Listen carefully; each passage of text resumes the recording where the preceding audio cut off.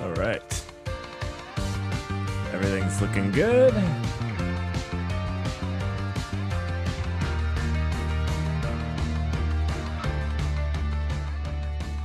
We're gonna move that down just a little bit. Oh, how's everyone doing this weekend?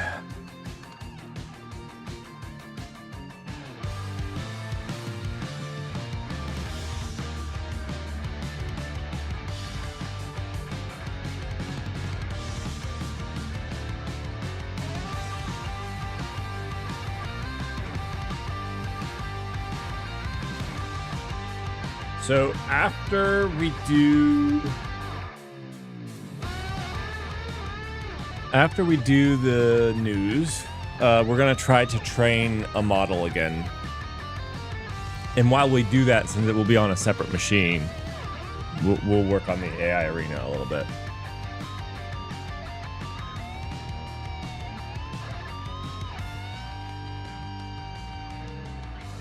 Good afternoon, Russell. How are you doing?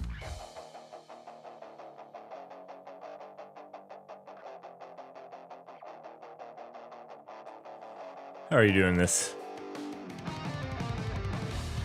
It's not super bright. It's like I'm gonna call it a New England.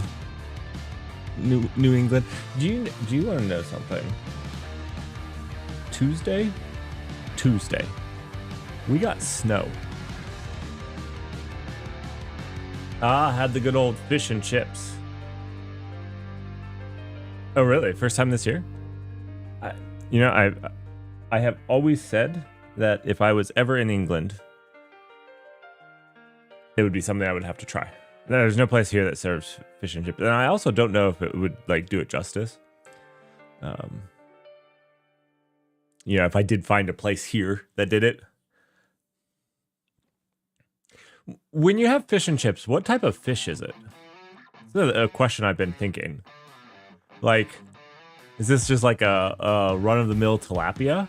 Or is it, you know, some exotic English fish I don't know of?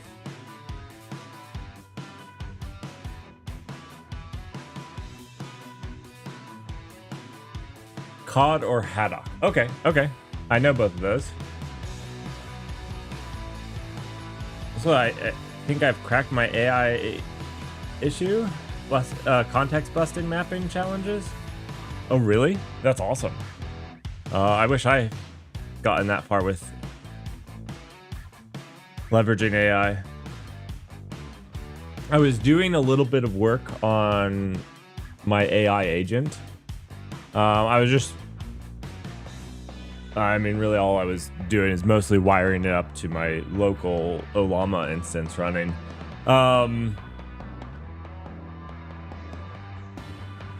The context is really interesting.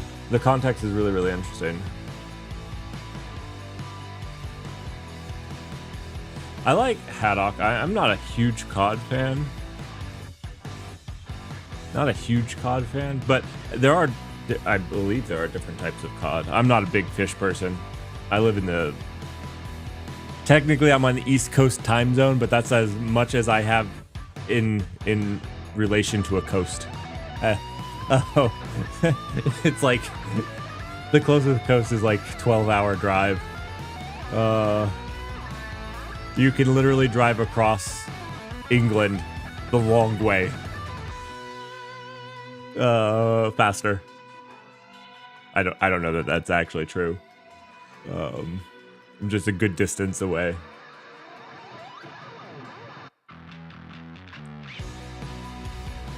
You just had to abandon it.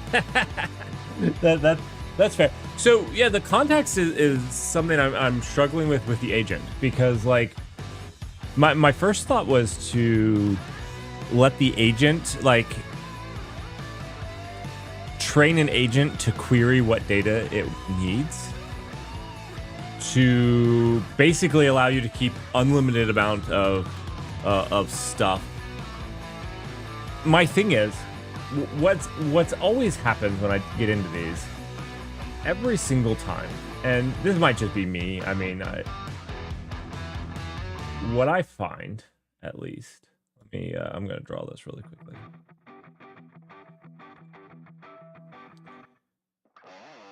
is when I get into something like this, when you use like a AI agent here, and in you use another AI agent here, and you use another AI agent here.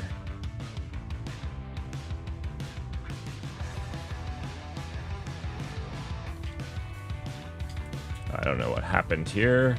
Okay, so when this happens, and you could be using a variety of different things. So like, you know, this could be the one that's responding, and this one uses this one to get the context. So we'll make this the AI agent of context. And then this one, you know, is something. And these could all be the same one. But if this one has a 95% chance of working, doing what you'd like it to do, and this is really, really, really high. And let's say this one also has 95, and we'll just be really generous and say these all have 95. The problem is, like, I'm not going to calculate this out right now, but like, as percentages go, this does not mean that this system has a 95% chance of working. It's actually lower than 95% chance, because each one of these has to work. And so whenever I've gone this to try to use AI to solve an AI problem, which is something we're going to get to in the news, I end up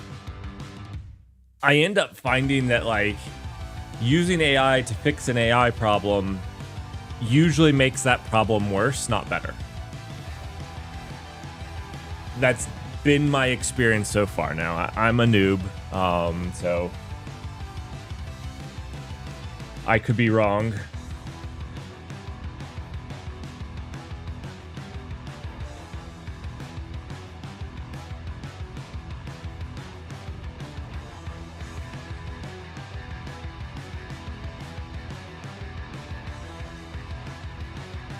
Russell, I think that this is like, I had to employ a review loop and then push it to something that can run a test that doesn't require. I think that's the key. I honestly do, is a system that doesn't use AI at all to check it. Like, I do think that that's the, like, even like the tests and stuff aren't, you know, like the unit tests aren't AI. Those are just like matter of fact things that you can leverage. I think we need more systems like that that are built to test AI. I think that's a really cool. I drew all this out because, like, that's kind of the feeling that I've gotten, is like AI will never be able to test itself. All of the or, you know, maybe you can use a loop to refine it, but I think like the end thing is gonna have to be something like that. So realistically, be eating deep fried steak or buffalo. Were buffalo in Ohio? I know that they're not now. I think they were.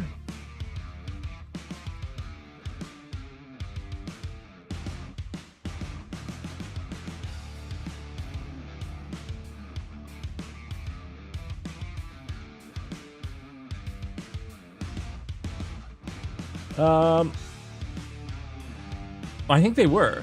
The last was 200 years ago. Yeah, okay. They are not a wild thing that you find now.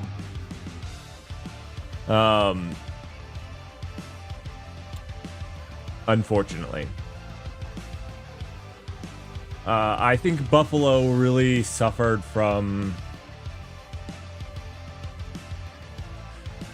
Buffalo, like, unlike deer and elk and stuff, buffalo don't deal with humans population as well.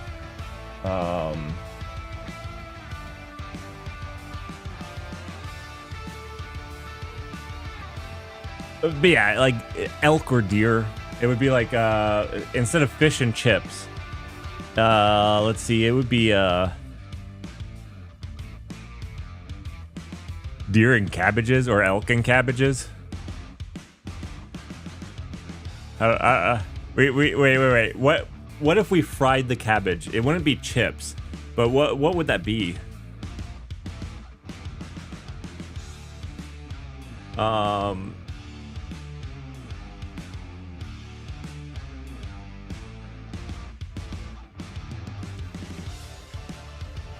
Deep fried elk and cabbage with salt and vinegar. Okay, this actually sounds good. This should be Ohio's meal. I think you'll stick with fish and chips. Fair.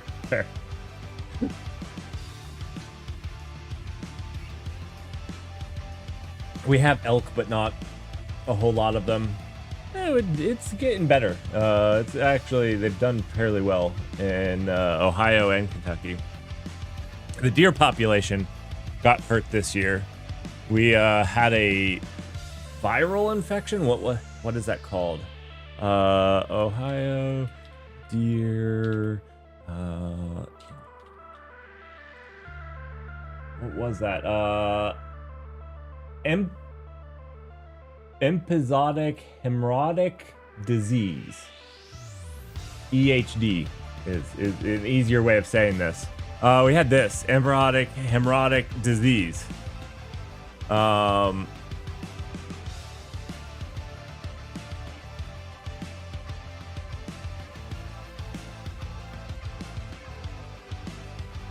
Yeah, this has been rough for the deer population.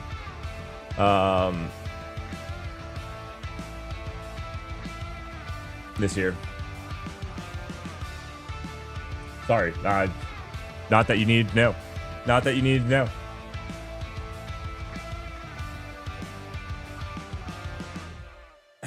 You have to eat and keep it down for 2 hours to become a resident. You can throw up at 2.5 hours. Like 2 hours, 1 second, go for it. If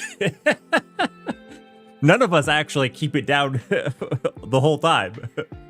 We just wait until we get home before we throw up.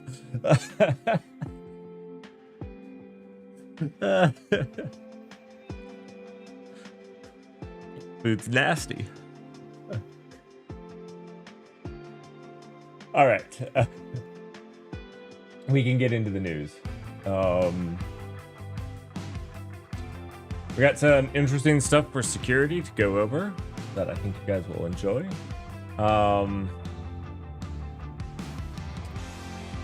And then we actually have a bunch of stuff for open source to talk about. The first thing in open source is probably going to be revolutionary for all of you and how you work. So all of you Linux users out there that want to be a first-class citizen, this is probably going to actually make Linux desktop a first-class citizen now. Like, you're going to be able to leverage it, and it's really bringing the Linux desktop to the population. So it's actually pretty cool. I'm hyping it up, and it definitely deserves it. We're also going to review, this is something I didn't read, but we're going to read together, is how we built Owl, the new architecture behind the ChatGPT based browser Atlas. I've heard that it's very interesting. I have not read it yet, so we'll see. Well, I have seen like some high level summaries, so I'm not going to say that I haven't seen anything. Maybe they used Swift, maybe they didn't. We'll have to find out. And yeah, we're going to actually talk some about solving AI problems with AI, because there's some things at the end about solving AI problems with AI, which I personally am not sure is the correct way to go. It hasn't worked in my cases. I've used a lot of credits trying to do that. So anyhow, let's go ahead and jump into the security portion of the news. Now, I think one of the best things that NPM or any other node package manager could do right now is by default make it so that you only pull packages that are 2 days old and make that configurable. I don't know how to solve this without the package managers themselves solving the issue, so I'm going to keep talking about it until they do. The fact of the matter is we're not going to stop these worms and other things that hit the NPM registry with how it's designed. What we can do, though, is make it where that people don't, by default, pull packages that are 2 days or newer. Meaning, if a package has succumbed to a supply chain attack, We have 2 days to detect it, we have 2 days to block or take down the package, and we have 2 days to resolve it. This would stop so many attacks like Shai Hulud or even Phantom Raven from really gaining grasp. This would protect the entire ecosystem, let alone just the person leveraging NPM. So I really do believe this needs to become the standard for all of the tools. I say 2 days. I think 2 days would work out really well, but we could argue about the length that is the appropriate amount of time. And in general, you never need a package day one. And if you do, you could write an exemption. So if you have your own packages that you use and you want to use those day one, write an exemption for. I think this is where NPM, even non-NPM package managers need to go. And it's a supply chain protection protocol. Now, we could fix this outside of it, but it would be me writing my own NPM client or something like that, which doesn't sound fun when NPM themselves could fix it. But why am I bringing this up? Why? Because we're here again with yet another farming campaign. Amazon Inspector detects over 150 malicious these are malicious packages linked to token farming campaign. So the Amazon Inspector security researchers have identified and reported over 150 packages linked to a coordinated T.XYZ token farming campaign in the NPM registry. This is one of the largest package flooding incidences in open registry history that represents a defining moment in supply chain security, far surpassing the initial 15,000 packages reported by Sonotype researchers in April 2024. Through a combination of advanced rule-based detection and AI, the research team uncovered a self-replicating attack pattern where threat actors automatically generate and publishes packages to earn cryptocurrency rewards without users' awareness, revealing how the campaign has expanded exponentially since its initial identification. This goes, we have talked about supply chain, and I know that you have a security team that is hounding you for these things, and it's going to slow you down. And the fact is, security is going to slow you down. But I think we've come to a point you cannot ignore your supply chain. As a software engineer, security of your application and your users' data, your users' safety needs to be number one. And it starts with your supply chain. It starts with your supply chain. It doesn't end with your supply chain, unfortunately, but you have to secure this. And it's gotten to a overwhelming, we had, what was the big Microsoft one? Why am I blanking on the name?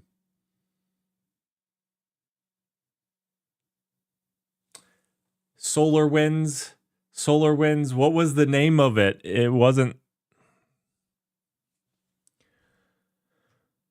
I gotta Google it.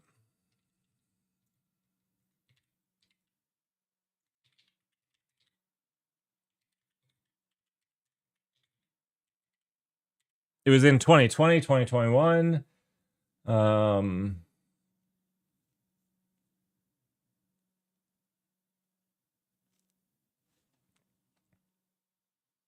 Here we go.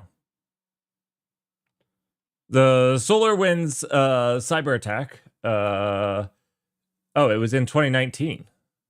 I thought it was 2020. Okay. So the SolarWinds, a significant player in the software, suffered an attack that began in September 2019. As a result, the attack of customers. So basically what happened, I'm just going to briefly cover this, is they found a way to get into the update mechanism of SolarWinds and allow them to steal, exfiltrate their data across many different organizations that SolarWinds was used in. So this was like one of the first big supply chain attacks. I think this isn't the only one, but this was kind of the one that knocked the socks off people and made people kind of aware of this. But it's only gotten bigger. And SolarWinds was kind of sophisticated. And what people always do you can always do sophisticated for your high, your government agencies, your places you really need to get into. But you know what still works? Dumpster diving. Like, we could go back to the 1980s hackers film.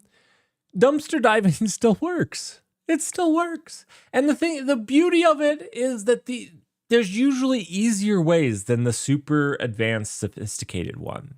We'll talk about attacks where they check the blinking of an LED and somehow hack the processor that way via some technique or the voltage and something super advanced like that. But the fact is, most attacks don't need that, don't want that, and don't warrant that level when you can just do, slop squatting, for example, which we covered last week, or this. So anyways, this is just my reminder that security starts with you. Your customers deserve the best security you can do. Thank you. That's my TED Talk. Then we can move on with the news.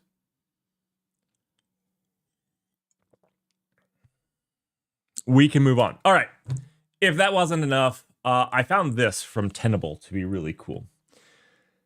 This was the list. So the Open Worldwide Application Security Project, OSWAP, is revamping it. It's not OSWAP because I put the S before the A, and I know that, and I just cannot pronounce it the other way. Is ranking the top 10 most critical web application risks in their popular update. So I thought we would cover this so that you have an idea of what are the top 10 risks. These are the ones that are leveraged, that are attacked all the time, that are easy to exploit if you're not thinking about them. So let me actually post this link here for you all if you're wanting to. Actually, I could have. Okay. So the really cool thing was actually what's changed, but here's the full list: broken access control, security misconfiguration, misconfiguration, software supply chain failures, supply chain misconfiguration, access control. These are easy things that you can do, just like simple scripts to check if their access control is correct and move on to the next target. Cryptographic failures is one of those more interesting ones that require a little bit more in-depth knowledge, but they're there. Injection, insecure design, just straight up insecure design of your application. This reminds me to the BitChat, where BitChat just was insecure by design. There you go, vibe coding.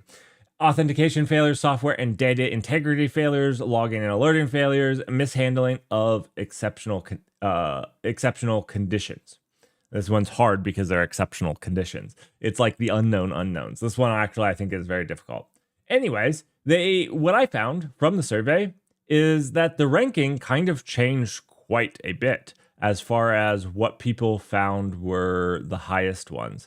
So people thought that server-side request forgery was actually the number one now. And that, so server-side request forgery was moving up. We have vulnerability and outdated components, security misconfiguration moving up, and injection and insecure design moving down. I'm super happy to see that. Where your design is actually being more secure from the start. I think that software supply chain of failures definitely deserved moving up. Supply chain is just a huge risk, and we keep seeing it every single year move its way up the list. I personally, at this point, if I was taking this survey, would have put software supply chain at the number one. Although, broken access control, server-side request forgery kind of makes sense. So yeah. Anyways, I just thought I'd post this out there. You guys can go read the whole article. It's actually really, really good. It has a lot of other good information. I didn't think we would cover all of it. Did I post it? I did post it, didn't I? Yeah, I did post it. So I would go. Oh, I did not mean to click that link. Okay. Go read it. It's actually really good. I think most software engineers should.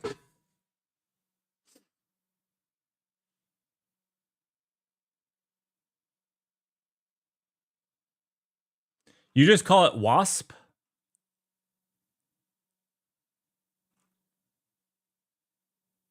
Or OWASP?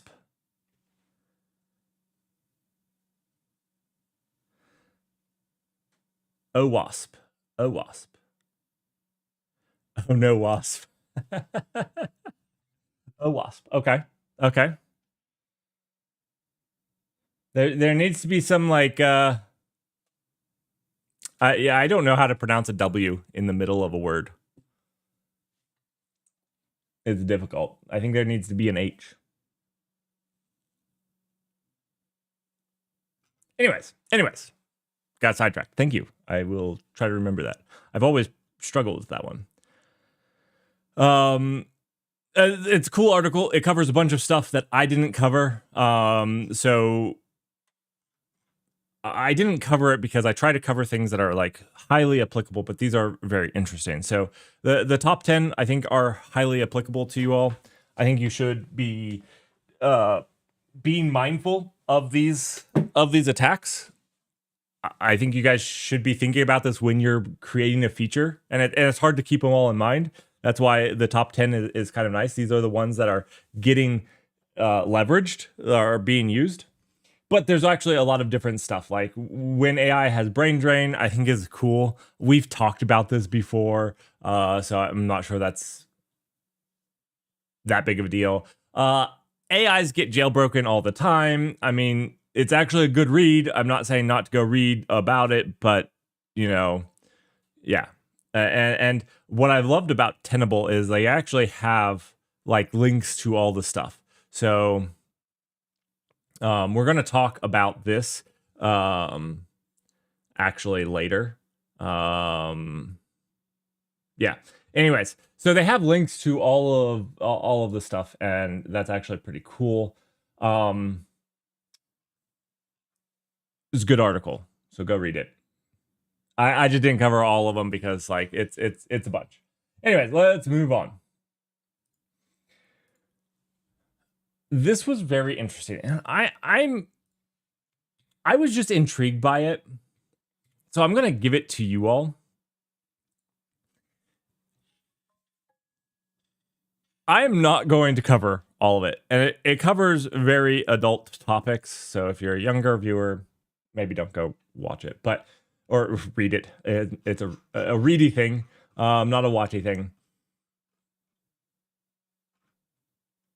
This is very strange to me. And the thing is, it doesn't end with like, this is how it is, and we figured it out. It ends in like, unfortunately, we couldn't dig any deeper without exactly who is behind WAD. The domain is registered to name.com, but ownership information, they use Proton Mail for email, so that's another dead end. The site itself is behind Cloudflare, making further tracing impossible. So like, it ends in a cliffhanger. And I wanted to throw this out there for you all because it's intriguing. It has the law involved. It has different laws from different countries, which also make it very interesting. The French have some very different set of laws around subpoenas and stuff. And so, yeah, anyways, very interesting. Probably worth a read if you want.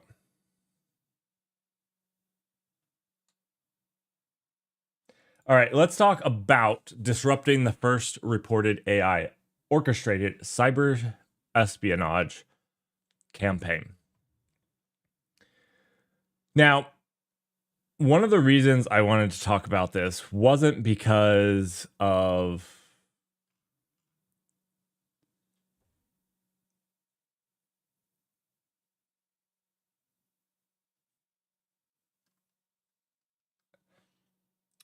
So a lot of people say, a lot of the news articles that I've seen that report on this reported that this was the very first attack, AI orchestrated attack that was all AI. That they say, they'll say things like, let's see if I can't find a headline.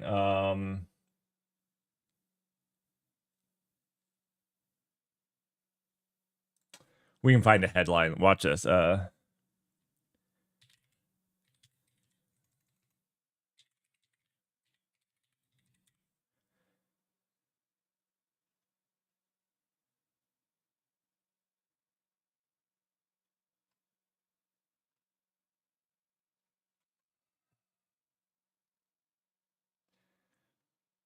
A lot of them say stuff like automated cyber attack using AI, or first fully AI cyber attack was one that I saw.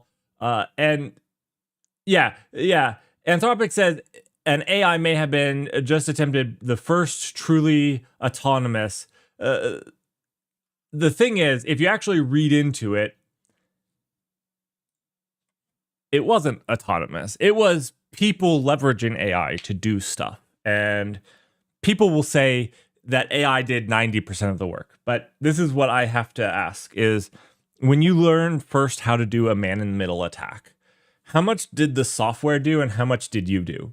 Well, the fact is the software that you used to do the man-in-the-middle attack did most of the work, right? You didn't do it. You installed something on a router or something like that, and it did it. In fact, and how you got access on that router was probably another tool. So I find the reporting on this to be fairly bad, and that's why I wanted to cover it, was because the fact was AI was leveraged, and it was leveraged in unique ways that we can dig into if you guys would like. But the fact of the matter is that it was somebody doing it 100%. It was driven by a human. It was not a attack from an AI, a rogue AI. Again, they're sufficiently advanced statistical analysis machines. They are not conscious at all. And so, like, yeah. We recently argued that an inflection point had been reached in cybersecurity, a point at which AI models had become genuinely useful for cybersecurity operations, both for good and for ill. This was based on a systemic evaluation showing cyber capabilities doubling in 6 months. I disagree with this point, and the reason I disagree with this point is because the AI models actually just bring what's already known, what is already capable, to making less knowledgeable people. So maybe they're leveling the playing field of attackers, but that's what script kiddies were already doing. They didn't really know what they were doing. They were just running scripts. So basically, it's maybe empowered script kiddies to do things that they didn't normally know or do in the first place. It's not actually really revolutionizing the attack surface. It's maybe just making it easier for people that didn't truly know what they were doing to leverage this a little bit better. While we predicted these capabilities would continue to evolve, what has stood out to us is how quickly they have done so at scale. You should never be surprised by what an almost unpoliced criminal organization will be able to do at scale and how quickly they'll do it. Never. In mid-September 2025, we detected suspicious activity that later investigation determined to be a highly sophisticated espionage campaign. The attacker used AI agentic capabilities to an unprecedented degree, using AI not just as an advisor, but to execute the cyber attacks themselves. Again, because your agent ran a tool doesn't mean a whole lot. I've actually been thinking about this as a whole, is building one of the things we could do with our agent is build in the knowledge of some cyber tools so that we could leverage them through the agent. This is not a big deal. We've been doing this for a year now. The threat actor, whom we assessed with high confidence was a Chinese state-sponsored group, manipulated our Claude Code tool to attempt infiltration into roughly 30 global targets and succeeded in a small number of cases. I want to point out here, I feel like the reason they're hyping it up so much in this article was because it was Claude Code doing it. I feel like this is more like this whole article was more of a marketing campaign than it was of anything really useful. That was my feeling. Maybe I'm wrong. You're more than welcome to disagree with me in the comments. Please do disagree with me. That just was the feeling that I got here. The operational targeted large companies, financial institution, chemical manufacturing, blah, blah, blah, blah, blah. Upon detecting this activity, we immediately launched an investigation into understanding its scope and nature. Our following 10 days, as we mapped the severity and full extent of the operation, we banned accounts as they were identified, notified affected entities as appropriate, and coordinated with authority as we gathered actionable intelligence. The campaign has substantial implications for cybersecurity in the age of AI agents, systems that can run autonomously for long periods of time that can complete complex tasks largely independent from human intervention. This is a lot of systems. Most Linux systems can operate autonomously for large periods of time independently of human intervention. That's kind of what they do. Agents are valuable for everyday work and productivity, but in the wrong hands, they can be substantially increase the viability of large-scale cyber attacks. Okay, so this is true of just about all technology as well, going forward. Let's be honest. This is a computer as well. We could say the same words about a computer. Without a computer at all, it's much harder to launch a cyber attack, right? Much more difficult. Giving you access to Linux increases your capabilities of launching a cyber attack. With great power comes great responsibility. I've heard those words before. These attacks are likely to only grow in their effectiveness. To keep pace with this rapidly advancing threat, we've expanded our detection capabilities and developed better classifiers to flag malicious activity. We're continually working on new methods of investigating and detecting large-scale distributed attacks like this one. Spider-Man, yeah. I'm glad you got the reference, or the meme. I think the current generation feels like it's more of a meme than it's actually a quote.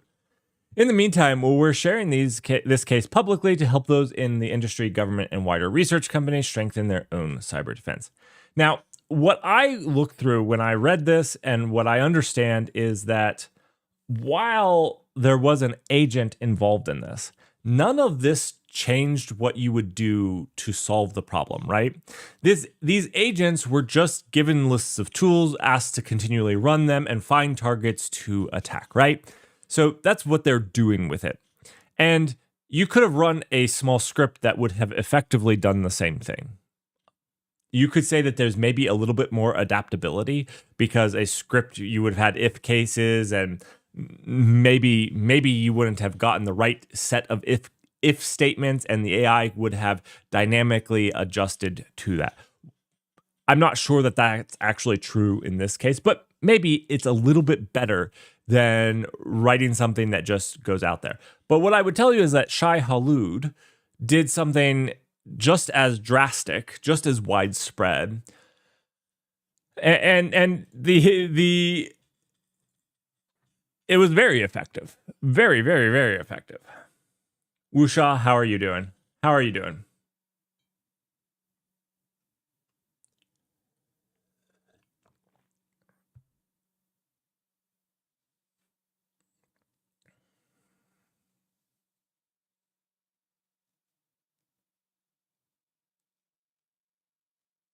The attack relied on several features of AI models that did not exist or were in much more nascent form just a year ago. That's like saying when Nmap was released, a year after Nmap was released. Let me replace this with the word Nmap. The attack relied on several features of Nmap that did not exist or were in a much more nascent form just a year ago. Like, okay, so it's in something that you made today? Like, this is why, to me, this read as a advertisement more than it did a we found this serious thing that we want to try to help people with. Now, I think this is a serious thing, but the real fix to this is just cybersecurity best practices and upholding those. But I digress. You guys can judge for yourself. Intelligence. Models' general level of capability have increased to the point they can follow complex instructions and understand context in ways that make very sophisticated attacks or tasks possible. Not only that, but several of their well-developed specific skills, in particular software coding, lend themselves to being useful in cyber attacks. Agency. Models can act as agents. That is, they can run in loops while they take autonomous actions, chain together tasks, and make decisions with only minimal, occasional human input. This hasn't actually been new. This is just a new way of using it because you're just using a normal chat in a loop and feeding itself its own context. This isn't actually that big of a deal. Tools. Models have access to a wide array of software tools, often via open standard model context protocol. They can now search the web, retrieve data, and perform many other actions that were previously the sole domain of human operators. In the case of cyber attacks, the tools might include password crackers, network scanners, and other security-related software. The model context protocol made this a thing, but they're acting like they didn't use a web scraper to make all of this and give access to the web. It was actually fairly easy to give any of this stuff access to an AI if you wanted to. People were doing this before the model context protocol. What the model context protocol did was make a standard so that other people could make it and make it work with your AI as well as somebody else's AI. It's just a standard. It didn't mean that this didn't exist before this. It also doesn't mean that your standard script kiddie didn't have access to tools that had access to the internet. In fact, all of them do, and that's kind of how they worked. So the human operator provides the target to Claude Code Operator. So that's phase one. First phase, MCP servers are called to perform actions and gather data, findings, record and analyze human reviews summary. So again, human. So the human then directs an iterative vulnerability scan based off of findings. The human then attempts exploits and validates callbacks. This was not some amazingly autonomous thing. Like, if you actually read this, the human operator gave Claude Code a company and said, I want a plan for attacking. The operator gave the human a summary of the ways that they would attack it. The human, going to phase two, from this, directs an iterative vulnerability scan based off, this is script kiddie stuff, level stuff. And the human attempts, this is the human, to evaluate callbacks. Human reviews findings and directs further actions. Again, so you run your nmap, you run your whatever tool it is that you're trying to run at the time, and you review further findings. This was not some highly 95%, 100% AI run thing. This wasn't an AI that went rogue, as some made their headlines seem. Largely AI-driven attacks is largely false. Largely false.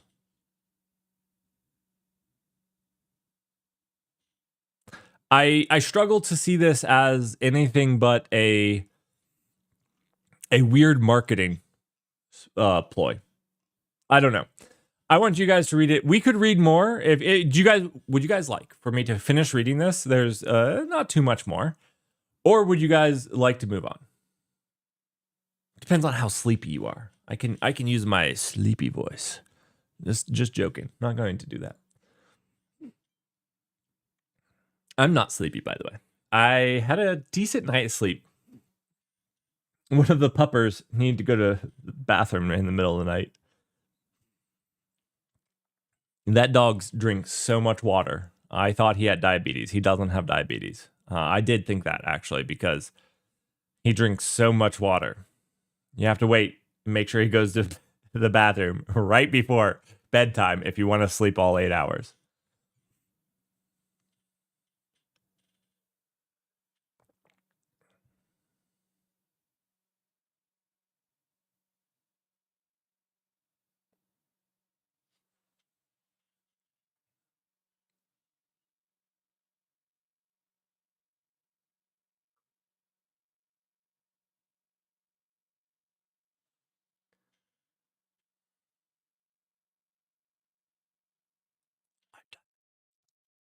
done this right here.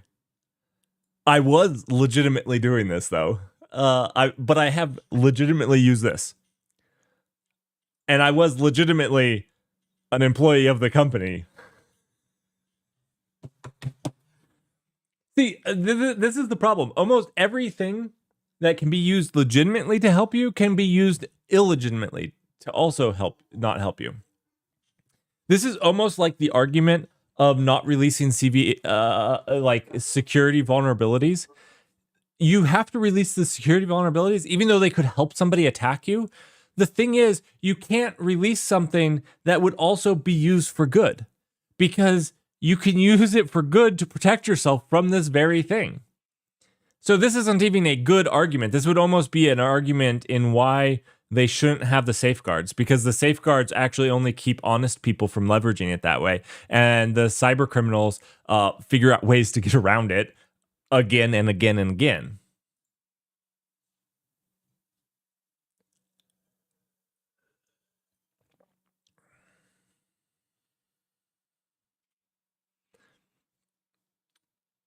So there was Claude was able to perform this reconnaissance in a fraction of the time it would have taken a human team of human hackers.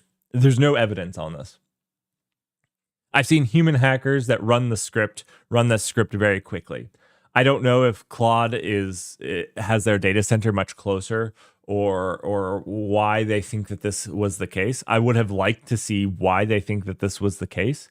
What benchmark? How did they come up with this? Was it that the human attackers would have had to run every command manually?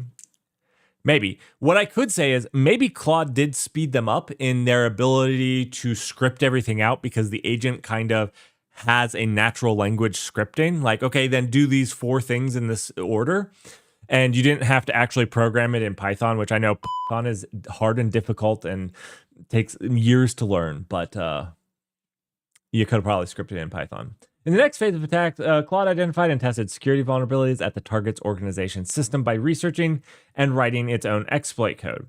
This is interesting. They didn't show any of this, but I'd be interested. Having done so in the framework, was able to use Claude to harvest credentials. And past that, allowed it. What was the code? Because my understanding here is that it made a Python script that leveraged tools, right? Right.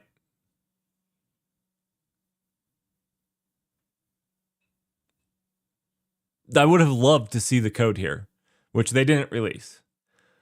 It was probably a 3-line thing that called nmap, and then something else, like nmap, and then something else on the port. In the final phase, the attackers had Claude produce comprehensive documentation of the attack, creating helpful files of the stolen credentials in the system. All of this was driven by attackers. It wasn't an AI-driven thing. That's all we need to know. That's it for security. Did anybody else see anything in security that we should be aware of?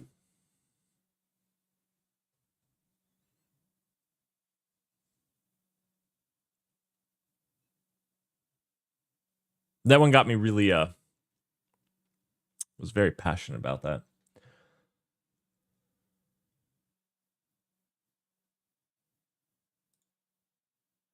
All right, let's talk about some open source news. We have some exciting open source news. In fact,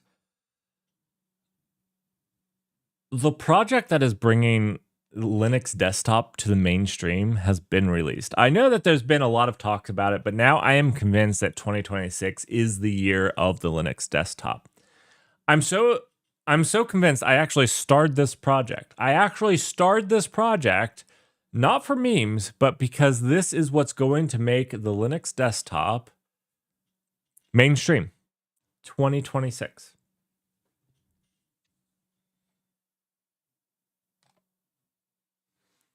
Teams for Linux. The unofficial Microsoft Teams clients for Linux, a native desktop app that wraps the Team web version with enhanced Linux integration. This brings Teams integration to Linux on par, actually probably better than it does with Zoom. You would think how much money Zoom has that they'd be able to write a good Linux client that doesn't absolutely just destroy your machine, but they can't. And so Linux or Teams is here on Linux now. 2026 is the year of the Linux desktop. Yeah. You heard it here first. Go spread the good news. Teams was on Linux years ago. Isn't it just a web version? I don't really know. I don't use Teams. I don't use Teams at all. I use Teams. You guys want to know where I use Teams? This is going to be embarrassing. I used Teams when I worked at OpenSUSE. They used Teams. Of all things, for an open source company to use, it was Teams.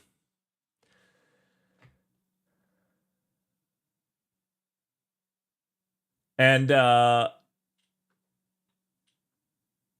Teams is very interesting. There are like 3 things that it does well that nobody else does that I like. And then everything else is just horrible and gross. Russell, that is my thing. It's conferencing is maybe the best that I have experienced, and its chat is the worst. The only thing that I have to say about its chat that is better than anybody else's, and please, Zoom, Google Meet, everybody.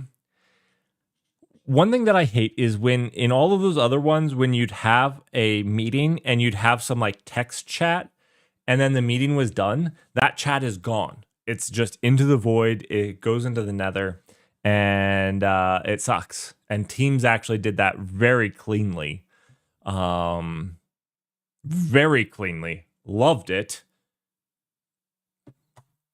Anyways, that was it. That was it. Okay, we can move on to some real open source news.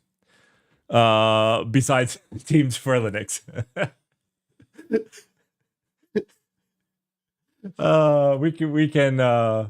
We can move on. All right. Announcing the open source release of Microsoft Fabric extension for VS Code. The Microsoft Fabric extension is the foundational component, core extension, that provides essential capabilities for interacting with Microsoft Fabric from Windows Visual Studio Code. I don't use Microsoft Fabric. I don't leverage it. I'm reading this. I'm letting you guys know because maybe you do. Maybe you do.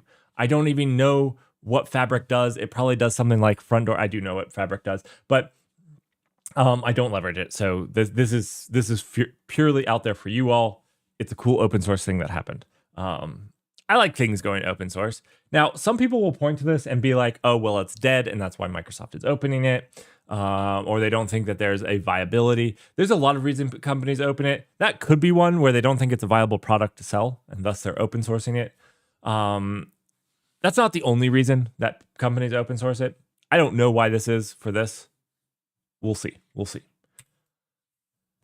The real one that we need to talk about is the ingress Nginx retirement. Now, a lot of people use Nginx ingress for Kubernetes. And so I wanted to bring this out and talk about this specifically. You're going to need to move off of ingress Nginx. If you use it, and I know there's a lot of people that use it because I talk to a lot of people, and this is one thing that they leverage. If you're on ingress Nginx, you need to move off. You should have actually moved off a long time ago. One of the problems is that it hasn't been well maintained. There have been a few people that haven't maintained it, but only like 1 or 2 for the last little bit. And it's not gotten any better. So they actually did some stuff to try to promote people to contribute to the move, but that didn't actually really promote people joining and working on it. And thus it's actually being deprecated for good reason. It's a security nightmare to actually leverage at this point, because the few maintainers that work on it, not a besmirch on their abilities. They're just overworked and underpaid and underappreciated. I'm appreciating them right now because they have, for a long time, bared the burden of everybody's else ingress needs and haven't been appreciated. So let's appreciate the work that they've done here, but you do need to move off. So there is the API gateway. I say API gateway. It's gateway API. I know. Gateway API, which is the newer way to achieve not all of the same. It's not the exact same. Just to be clear, a gateway API is not the exact same way, but you can do a whole lot of the same things and do ingress into your cluster. They might take a little bit of a mind shift, but it's really a good way. I would encourage you to move that way. If you don't have, like, you can also go the way of another ingress controller like thing, or even worse, you can do like the microservice. You can go out there and get something like Istio for a service mesh. But I would recommend you don't go service mesh unless if you actually have the problem that a service mesh fixes. This is the same, don't design by fashion. Design by the problems that you have, and a service mesh will bring its own problems that you don't want to deal with unless if you have the problem service meshes solve. So anyways, let's look over the history. The breadth and flexibility of ingress Nginx has caused maintenance challenges. Changing expectations about cloud native software has also added complications. What was once considered helpful options have sometimes come to be considered serious security flaws, such as the ability to add arbitrary Nginx configuration directives via the snippets annotation. Yesterday's flexibility has become today's insurmountable technical debt. Despite the project's popularity among users, ingress Nginx has always struggled with insufficient or barely sufficient maintainership. For years, the project has only one or two people doing development work on their own time, after work hours and on weekends. There hasn't been a sponsorship, is what they're saying. It's not like Nginx or the owner of Nginx has sponsored this and gotten some stuff. This is people's best effort. Last year, the Ingress Nginx maintainers announced their plans to wind down Ingress Nginx and develop a replacement controller together with the Gateway API community. Unfortunately, even that announcement failed to generate additional interest in helping maintain Ingress Nginx or develop Ngate, the replacement for it. So Ngate was this thing that was going to replace Ingress Nginx, but the community didn't really desire to drive this. This is not a problem with the people that were maintaining this. They have done an amazing job. Want to commend them. And I'm a little bit sad because I know there's a lot of people that use this. I know that there are. So what does that mean for you? Well, if you're using it, you need to start making plans to move off of it. There are only security releases being made right now to it. That's it. And in March of 2026, it's going to be retired altogether, and there will be no releases, no bug fixes, no updates, or anything. So you need to move. You need to find a solution and engineer a solution. That needs to start now, especially if you have a sufficiently complex system. That move needs to start now. Planning needs to start now. You should have a plan in place by January, and you should have the execution of that in February. That's kind of the timeline that you need to be moving on. It's a fast timeline, and yeah, make sure that you have your change management procedures in place.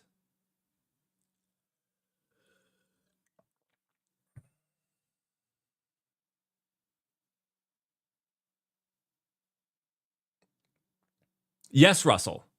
This is why I'm making this announcement, and I've spent so much time on it. I don't have the stats to prove it, but I believe Ingress Nginx is probably the most used ingress controller out there. It's one of the easiest to get started with, so a lot of hobby clusters have this, and it's probably one of the most important announcements you hear today. Hello, Scott. One second. Hello, Scott. There you go. That's what you earned. This is probably the most important announcement you hear today because Ingress is such a key critical part of your cluster, and moving off of it is going to be a big change. So One, if you're not familiar with change management, now is the time to get crispy, really crispy on your change management. The other thing that you need to do here is you need to come up with a good plan for your change management. And you need to start working on this today, because if you have a sufficiently complicated system, this is going to take time and you don't have a whole lot of time. March 2026 is not that far away and you need to make plans today. Oh, Scott, you hurt me. Scott, that hurts. That hurts. Nginx. Killed by Google. Oh, yeah.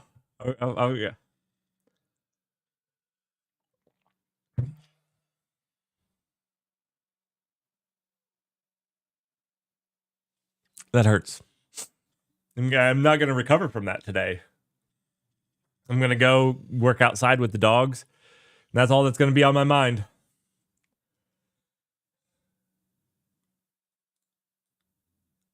All right.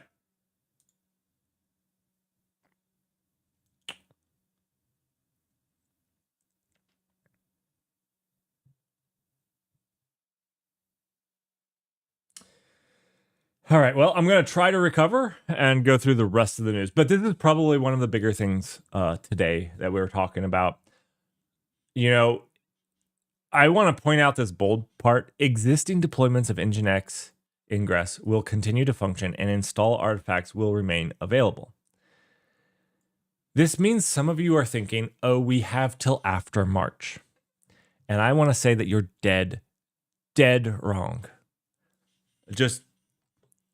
You do not have till after March. Ingress is the access into your cluster. It is one of the most key security components of your entire cluster. You cannot say, oh, it's okay, the artifacts are still there. That's true. The artifacts from 1995 are still there in a lot of cases. You can still go find them. But this is one of the key accesses, the key entryways, gateways to your cluster. You cannot push this off. The only way that might be true is if you said, hey, this cluster's access is actually only internal, and there's other stuff that handles the external, and it filters it before it gets to this. This is only an internal service cluster. Maybe I would accept it then. You have a month or two. But don't take this as I have longer till March. If this is exposed to the public internet in any semi-direct way, like behind a load balancer or something like that, you do not have the time. You have to, March is your deadline, period.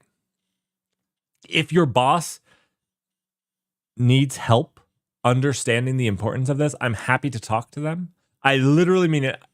Tell them to come talk to me. Join the Discord.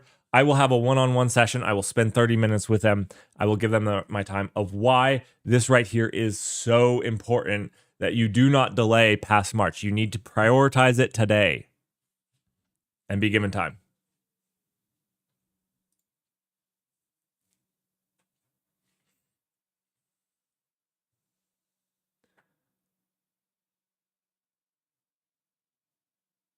Hello, Scott. Best bird of the stream. It was a fairly good bird of the stream.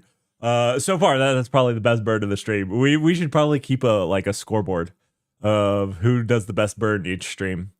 And we could have rewards based off of this. I don't know if I should encourage this. I kind of want to. We'll see. We'll see. That's a good one.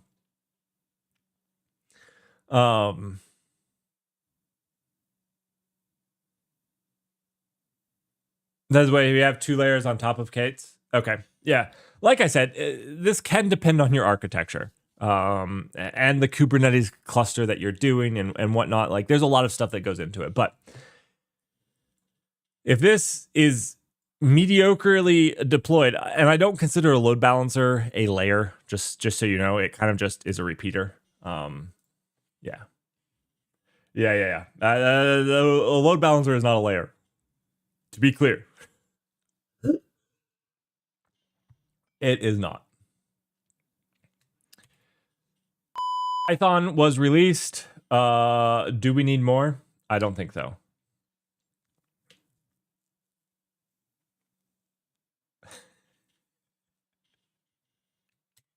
If one of your layers is front door, you're secure. Ain't nobody's getting into that. Like, literally no one's getting into it, even your customers. Like, that door is closed, locked, barred. Azure front door is one of the most secure doors you're ever going to find. Fort Knox should have employed Azure engineers, because there's just ingress is not happening. It's not happening.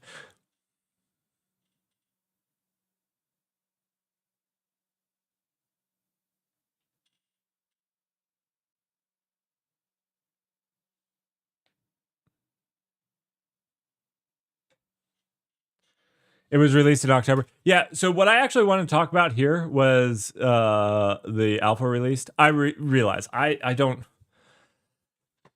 For those of you who don't know me, I don't follow Python that much. In fact, my kids have to put money in a jar if they use the word Python in regular speech. You know, we have a tip jar, and yeah, they're not allowed to use any of this crass language in my house, please. So that being said, the reason I wanted to bring this up was I just found some things interesting in Python 3.15.0A1, which is the first alpha of the next version. This overlap is part of Python's now annual cadence. I always want to say cadence, which I know is stupid, but cadence. That's all. Every time I read the word, I start out with cadence instead of cadence. While one version is finalized, planning and development of the next are already in motion.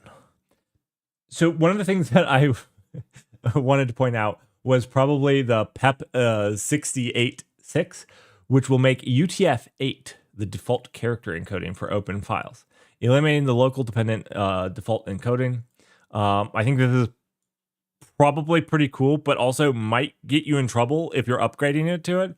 It was an interesting thing, and I didn't know if any of you all had this as a thing that you needed. I've never heard people talk about this. So obviously, if you go and look at, you know, the PEP 68.6, the motivation is this: UTF-8 becomes de facto standard text encoding. True. The default encoding of Python source files is UTF-8. True. All these use UTF-8. True. Most text editors use UTF-8 by default. True. Most website and text data on the internet use UTF-8. True. And many other popular languages, including... This isn't really a popular language. This is. They got one. They got one. They forgot C++. They forgot C++ and Swift. If they had gotten C++ and Swift on there, they would have gotten the most popular languages. I did not know that it was not default before this. I did not know this.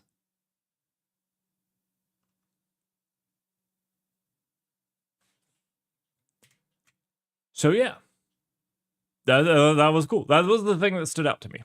So anyways, I don't really know anything more about that release. That was cool. We can move on.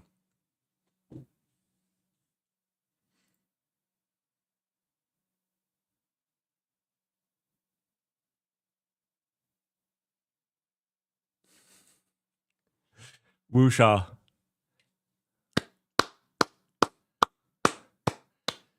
Mathematically solving Python is fantastic. That is unblocked way of saying it. You don't need a tip jar for that.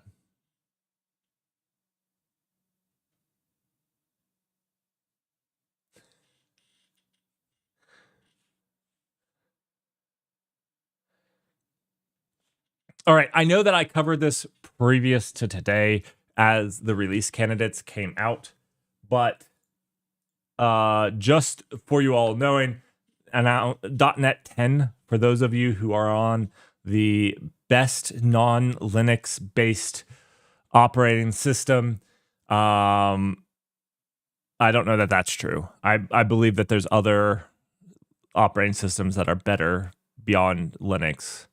I vibe coded one yesterday that was probably better. But it's in the top 20.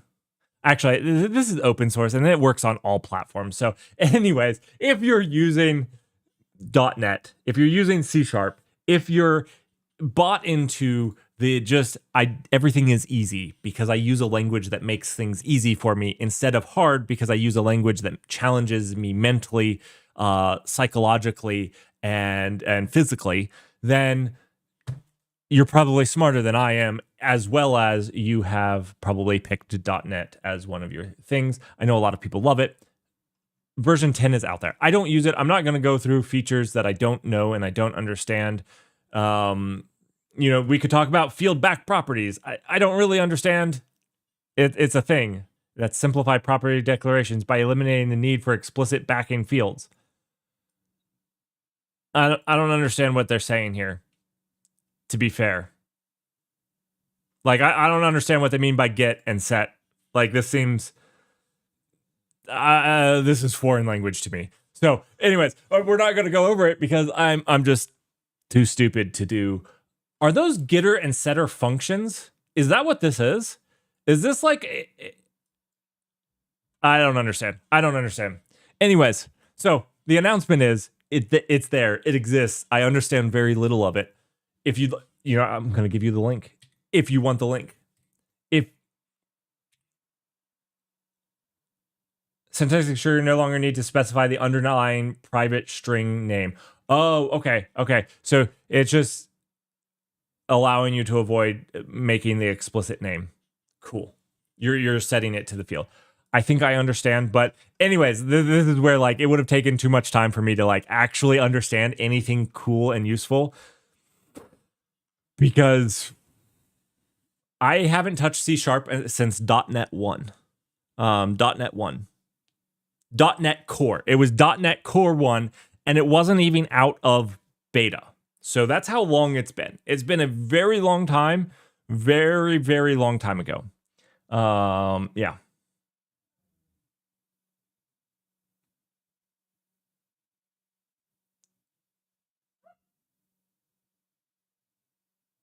Like getters and setters, but you can use them without function calling parentheses. That's actually kind of cool because then you can do like just dot what like a parameter and you can have like code behind the getter and the setter. So like, I don't know, you could just not have a setter, right? And so like you could make it a read only. That's actually pretty cool, right? Because it makes doing a read only really, really simple, like a read only field. Or it could be a computed field. So it's a read only because it's computed. There's not actually a field to set. That's actually kind of cool. I like that. We should do that in Rust. I don't know. I like it. Okay, let's move on to a language I know just slightly better.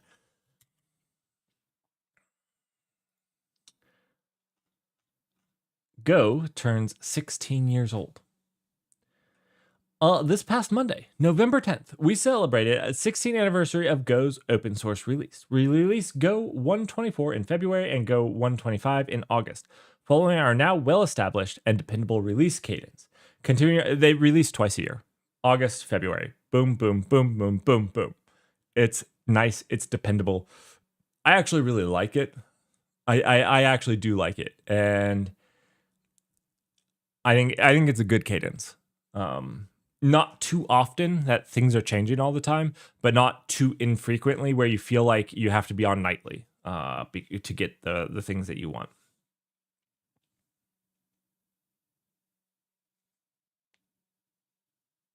So I'm going to release this. I did actually cover when they released 1.25. I actually covered the new features in Go at that time. And so I wasn't going to cover any of the language features, just a celebration of an open source project. that's out there that a lot of people use to make money and leverage to do cool things. And for that, it's pretty cool. We actually have another Go thing in a little bit outside of the open source news that has to do with Go. Might get me to touching some Go again. Might touch some Go. I'm not gonna say that. Anyways, that was it. It was cool.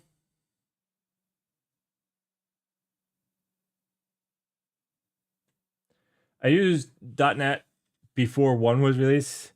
Oh, yeah. So when I used .NET Core, there was a .NET Framework 3 point something, 3.1, I think. I think it was like 3.1.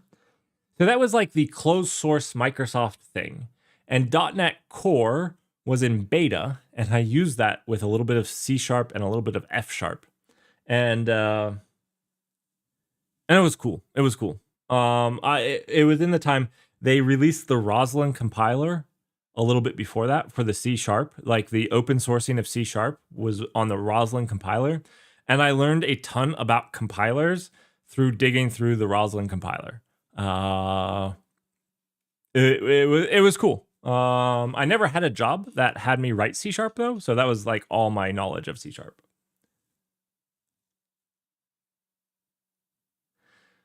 We finally have a little bit of generics. It's not a full generics and telemetry, yes. They're still missing one thing, but so the one thing, and this is hard for me to explain to people, the one thing in Go that, and maybe they fix this, it was not true of the first iteration, was that if you had a function in a generic, that function's generic could not be different than the generic class. At least when I was first playing around with it. I've never tried it anymore. So that's maybe something I need to go back to and try.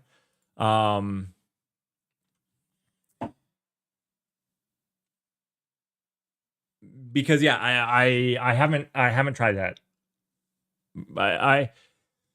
Where I use Go in small, stupid, dumb microservices. The language isn't good for really complex workloads. You know, stuff like not having generics meant that if you needed a generic, it wasn't well suited to it. So any complex code base, I don't think Go is very good at. And so when you're talking about complex tools or large projects, I actually tend to shy away from Go. But where I do love Go, and I still love it today, even though it has terrible enums, even though it has terrible those things, if you have a really small, simple microservice that just does a thing, I love Go for that. Because it just does a thing. You don't worry about memory. You just do the thing, and it's stupid and it's simple. And sure, it doesn't have enums to save its life. It doesn't have concurrency that's actually real concurrency. It doesn't have control over these finer things, but in the end, it doesn't matter because you're making a stupid, simple applet that is just a little service that has a self-contained runtime that has just enough to not suck horribly. That's what I like about Go. And I know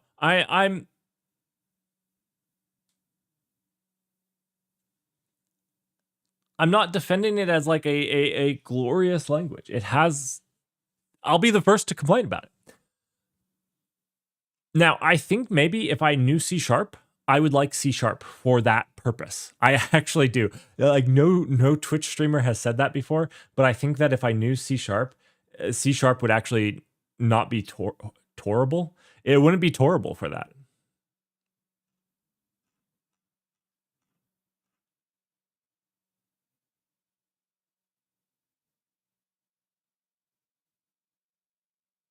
$4.7? Oh man, I was off. I thought it was 3.1. 4.7. Like I said, my memory of 10, 15 years ago is amazing. Well, Russell, I think honestly that's like my whole point is that it is bare bones.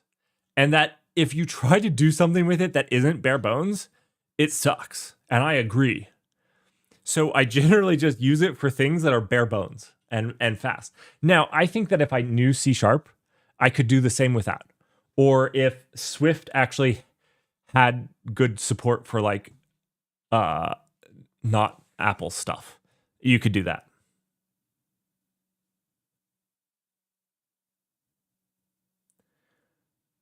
Woosah. I agree. I'm in the same boat. And that's why I think like I like it for the things that it does. Its package management sucks. Like its package management its package management more than sucks. I could go on. Okay. Anyways, I'm done. We're going to talk about OpenAI a little bit. There was a couple things that we need to talk about. Liking Python and Perl probably invalidates your opinion on this topic. Just gonna throw that out there. You're too smart for us. People that correctly leverage Python and Perl, especially Perl, are too smart for me. I need a dumber crowd. I need one that can talk my language, which is barely English. Oh my gosh. Oh my gosh. My wife bought a grammar book for my kids. And she didn't realize that it was a English grammar. I put the emphasis on English for a reason. This is not American English. This book was written by a British person. And the words they use are not words that we commonly leverage. It was hilarious. My kids were like, I don't know, Dad, what they're saying. I'll have to, when after the news is done and we're getting into trading a little bit of AI and writing a little bit of code, I'll find the book because it was hilarious. It was just written in a way where you're like, this was not written for an 8-year-old American.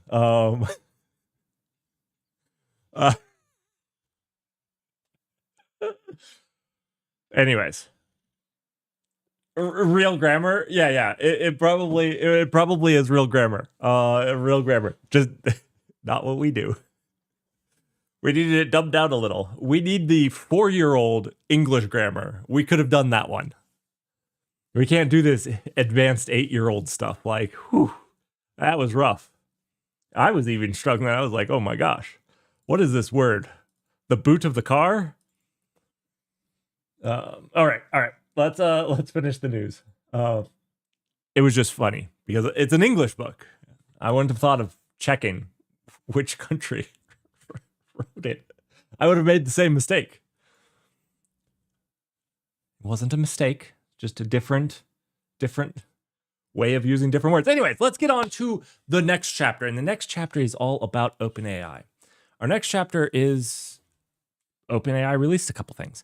There's one thing that I wanted to announce. There's one thing that I was told I should review, haven't really reviewed. And so we're going to review that live. And so let's get into this. The next chapter of the Microsoft OpenAI partnership. They were fighting. Mom and Dad were fighting a little bit. Two of the giants of artificial intelligence, machine learning, whatever you want to call it. I prefer sufficiently advanced statistical analysis. But that hasn't caught on yet. The next chapter of Mom and Dad's partnership. So they're getting back together. They split for a little while and they're getting back together, but they have new guidelines for working together with each other. Since 2009, Microsoft and OpenAI have shared a vision to advance artificial intelligence responsibility and make its benefits broadly accessible. What began as an investment in research organization has grown into one of the most successful partnerships in our industry. As we enter the next phase of this partnership, we've signed a new definitive agreement that builds on our foundation, strengthens our partnership, and set the stage for long-term. They're getting married. They're tying the knot here. They had a little squabble, but that quarrel where one of them wants to get together permanently, the other one, is starting to have a little reservations, like getting a little wet feet. I don't know which was which, but they're getting together. They're making it official. First, Microsoft supports the OpenAI board moving forward with formation of a public benefit corporation and recapitalization. Following the recapitalization, Microsoft holds an investment in OpenAI Group PBC valued at approximately 135 billion fake dollars, representing roughly 27% of an as-converted diluted basis, inclusive of all owners, employees, investors, and the OpenAI Foundation. Excluding the impact of OpenAI's recent funding rounds, Microsoft held a 32% stake as an ad-converted basis in the OpenAI for profit. The agreement, if you guys didn't understand that, Microsoft will own a lot of them. The agreement preserves key elements that have fueled this successful partnership, meaning OpenAI remains Microsoft's frontier model partner and Microsoft continues to have exclusive IP rights and Azure API exclusivity until artificial general intelligence. This is when mom and dad are going to fight again. Whether they get a divorce, we don't know yet, because what does artificial general intelligence even mean? If you ask some, Sam Altman has said for the last 4 years they've already developed AGI. This is actually outstanding to me because I have called his BS on this over and over and over again because he keeps saying internally we have artificial general intelligence. We've already done it. We just haven't been able to release it safely. We're there. It's the next thing in the next 6 months. This tells me that that was a load of hogwash, no matter how you define artificial general intelligence. There's two main ways that I've seen it defined.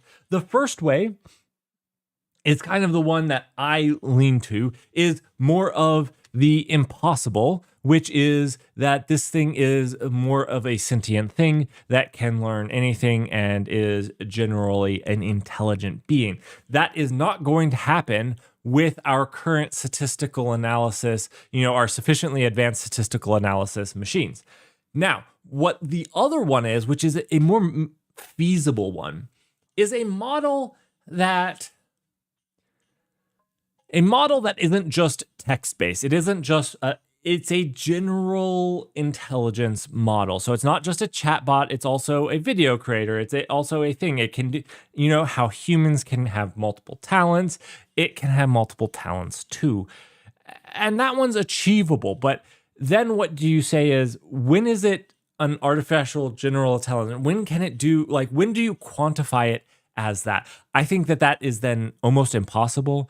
OpenAI has different models, but they're not all the same models. And I think that it's kind of stupid to make it all one model anyways, have different models that do different things. It's kind of a dumb statement. So AGI is a stupid word. We shouldn't use it. We shouldn't set a bar as it. I don't know why Microsoft has that as the legal thing, artificial general intelligence, because now, depending on which one you go with, you can make it anything or nothing. And so, I don't know. I really hate this. But also, this made Sam Altman a big fat liar multiple times over multiple years. And that made me happy because in his legal contract, he had to prove that he was a big fat liar. And that makes me happy. It doesn't matter because nobody will hold him accountable to the fact that he's lied multiple times over the years. So I just get to call it out into the void here. Sorry, I get a little. This is the whole reason I wanted to read this article, was just because of this. You'll ban him from the channel? I'm not banning him from their channel. Please come to the channel. I'd love to have a conversation with him.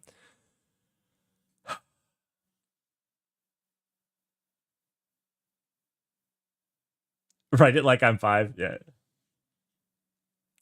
Sam has artificial intelligence.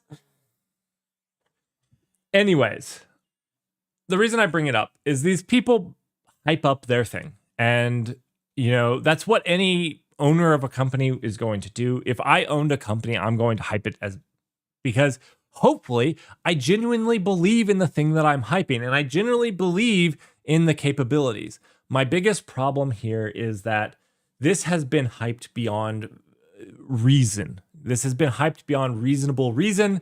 And for that, it just really upsets me when you go out and you state things that aren't even remotely true.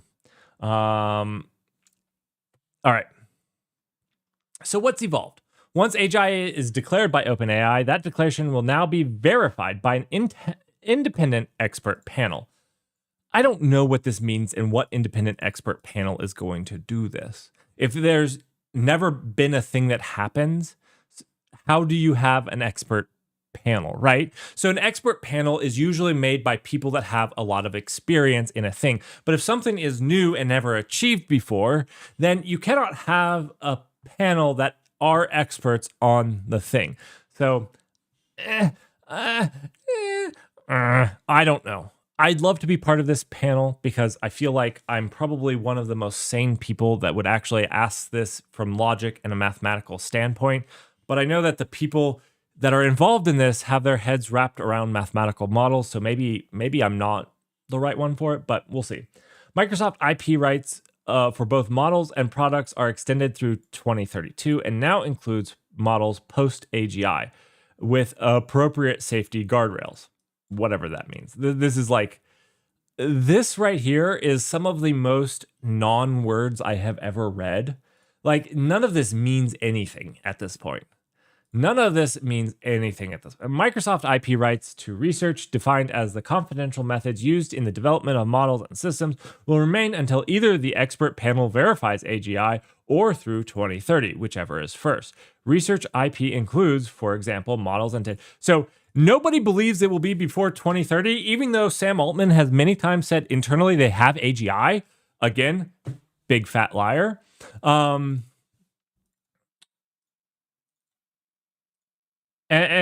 for all of those people that have been saying there, we will achieve it. I can't tell you the countless number of people that say this mythical thing, because nobody can define what AGI is anyways. This mythical thing that's out there, none of them can define what AGI is. There's no expert panel because it's never been done before, and they can't also define what AGI means. It was also not defined in this as what AGI means. They're also saying that it's not going to happen by 2030. That's effectively what they're saying, because if they did, Microsoft would lose a lot. If they came up with AGI tomorrow, Microsoft actually loses their foot to all of this. And so basically Microsoft is saying, we've looked through all your stuff, we've done our due diligence, and this isn't happening by 2030. It will happen sometime after that, but not before 2030. Microsoft IP right now exclude OpenAI's customer hardware or consumer hardware. OpenAI can now jointly develop some products with third parties. Microsoft can now independently pursue AGI alone or in partnership with third parties. If Microsoft uses OpenAI's IP to develop AGI prior to AGI being declared, the models will be subject to compute threshold. Those thresholds are so significantly larger than the size of the system used to train leading models today. The revenue share agreement remains until the expert panel verifies AGI. Through payments will be made over a longer period of time. OpenAI is contracted to purchase an increment of $250 billion of Azure services. OpenAI can now provide API services to U.S. government. OpenAI is now able to release open weight models that meet I can use this word. OpenAI is now able to release open weight models that meet requisite capability criteria. This wasn't published, which I'm going to tell them they need to publish this requisite capability criteria, because if it's going to be published to the open, I want to know what that criteria is. Period. Now, this is actually cool. All of this is hogwash. This is cool. Hogwash. Hogwash. Maybe not this, but I don't want the US government using OpenAI models. I don't want them using AI at all. This is cool. Hogwash from Hogwarts. Exactly. Thank you, Togglebit. Couldn't have said it better unless if I had a British accent.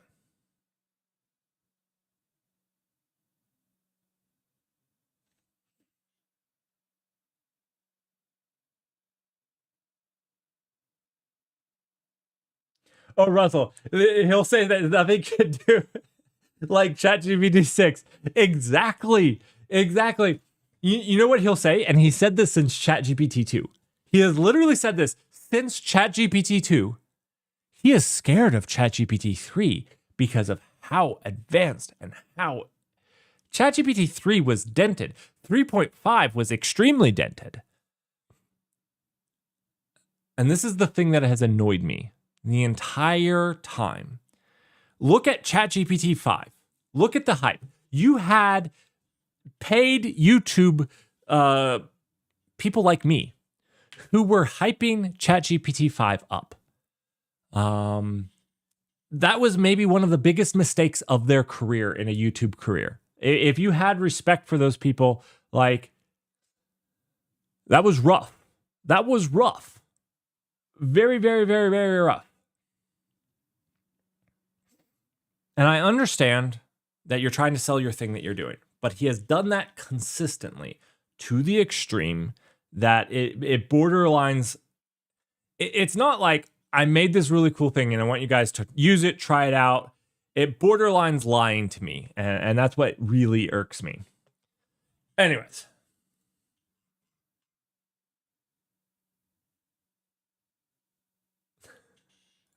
Let's talk about why I think this is a big deal. You know why this is a big deal? Introducing GPT OSS Safeguard. I believe that this was specifically released because of the new agreement. I don't get to see the exact Windows or Microsoft agreement, but I know that because Microsoft holds license to their IP, that it's not actually OpenAI's fault that they can't release stuff as open source anymore. It is literally Microsoft, right? Microsoft has the rights to their IP. So this actually lets them get back to their roots a little bit. And I think it's actually really cool. This right here allows this. Today, we're releasing a research preview of GPT OSS Safeguard, our open weight reasoning model for safety classification tasks. Available in two sizes, 120 and 20 billion. These models are fine-tuned versions of our GPT OSS open models and available under the same premises as Apache 2 license, allowing anyone to use, modify, and deploy them freely. Both models became downloaded today on Hugging Face. The GPT OSS Safeguard models can be models use reasoning to detect, directly interpret a developer's provided policy at inference time, classifying users' messages, computations, and full chats according to the developer's needs. The developer always decides what policy to use, so responses are made more relevant and tailored to the developer's use case. This model uses chain of thought, blah, blah, blah. It doesn't matter. So this is allowing, enables developers to draw the policy lines that benefit their use case. For example, a video game discussion forum might want to develop a policy to classify posts that discuss cheating in the game, or a product review site. This is really cool. And I believe that this came directly because of the one point that was useful of all of this, that wasn't hogwash. The one point. We get this, and this is cool. Will we do something with it? I'd like to. I don't know if I'll have the time to test it out, but if we do, I'd love to.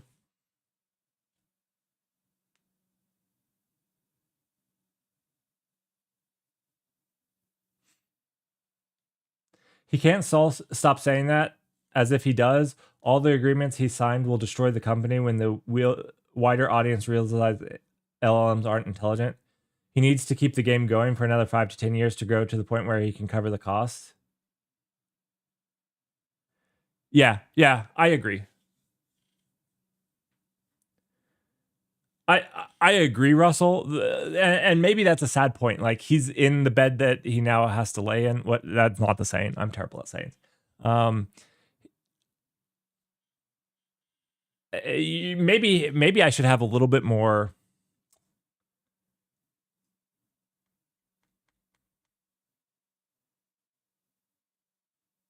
grace towards the predicament that he's currently in. Because you're right, he doesn't have a way out of it. without just destroying everything. Am I an AGI Harry? I don't know what that means.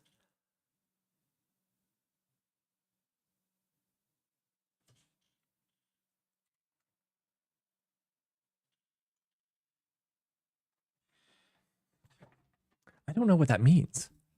I'm terrified. Is it like a Karen? Or a Carl? It's not Carl. Kevin? Is it like a Kevin? Oh, so I have to be real with you all. I watched Harry Potter once, and when I watched it, I've never read the books, and I watched all the movies back to back. So like I did this over a week. I did one movie every single night to watch the story. And they did a terrible thing in those movies. Every single movie, everything was designed differently. Like, I think it was Hagrid. I think, is that the old creepy guy that lives off in a little hut? That hut was different every single time. The exterior, whether it was close to the woods, whether it was on a hill, whether the inside, like it made it so that you couldn't get into the story because literally it was jarring. Every single movie, the stupid things that would change every single time. So there was no consistency in the things, in the settings, in the places that you were going.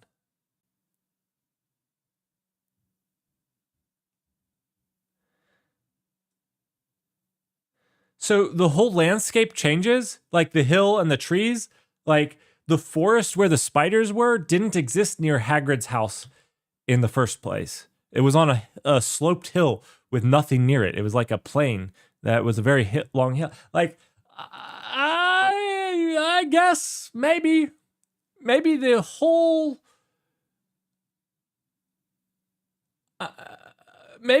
thing just changed. I found it very hard as like a viewer, like, and maybe if that's in the books, like that every single time they came to school, the entire world was changed. Like that's fine. I didn't get it, and it made being in it very, very weird. Like I said, I didn't read the book, so maybe this is all explained in the books, and I would have been excited. But as just a viewer of the movies, I didn't love it.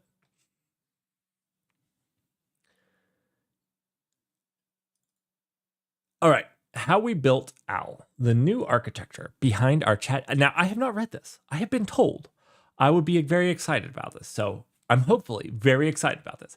Behind our ChatGPT-based browser, Atlas. Now, I know that the person that recommended this to me knows that I hate sufficiently advanced statistical analysis machines being in our browsers. I absolutely abhor it. So maybe that's why they thought I would be interested. I don't know. Last week, we launched ChatGPT Atlas, a new way to browse the web with ChatGPT by your side, inflecting everything that you do and releasing your data to the public and releasing your credit cards to hackers. In addition to being a fully featured web browser, Atlas offers a glimpse into the future, a world where you can bring ChatGPT with you across the internet to ask questions, make suggestions, and leak your credit card credentials to hackers who put text in the browser. In this post, we unpack one of the most complex engineering aspects of the product, how we turn ChatGPT into a weapon for attackers. I am reading this super tainted. I'm sorry. I'm going to go back. How we turn ChatGPT into a browser that gets more useful as you go. I really don't like browsers AIs. Making ChatGPT a true co-pilot for the web meant reimagining the entire architecture of a browser, separating Atlas from the Chromium runtime. This enabled developing a new way of integrating Chromium that allows us to deliver on our product goals, instant startup, responsiveness even as you open more tabs and creating a strong foundation for agentic use cases.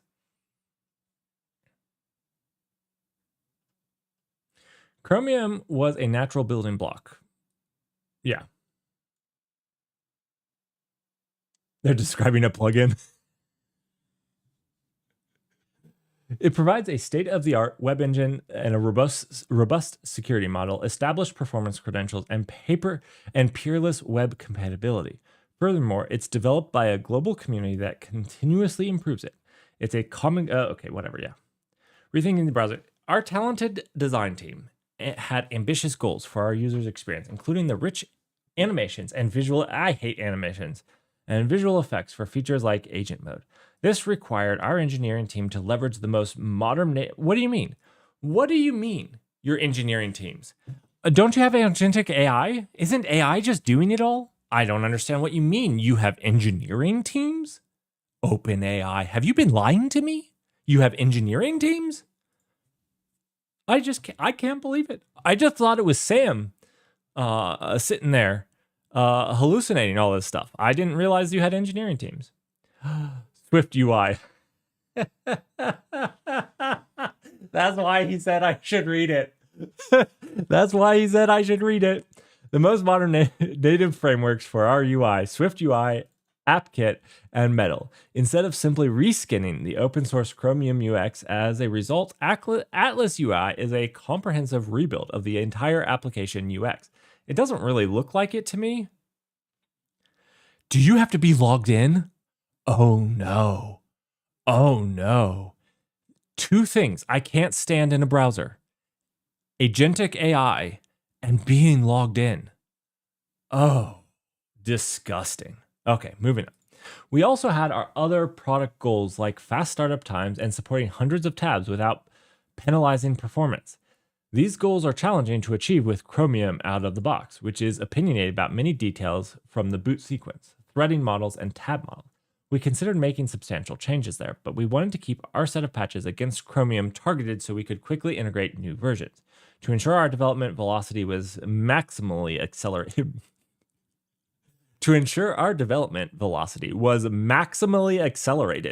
We needed to come. So they were on like a train, like a coal train, very slow acceleration, but that was the max acceleration. We needed to come up with a different way to integrate and drive the Chromium runtime. A litmus test for our technical investment was to not only that it would enable faster experimentation, iteration, and development new features, it would also enable us to maintain a core part of OpenAI's engineering culture. Shipping on day one.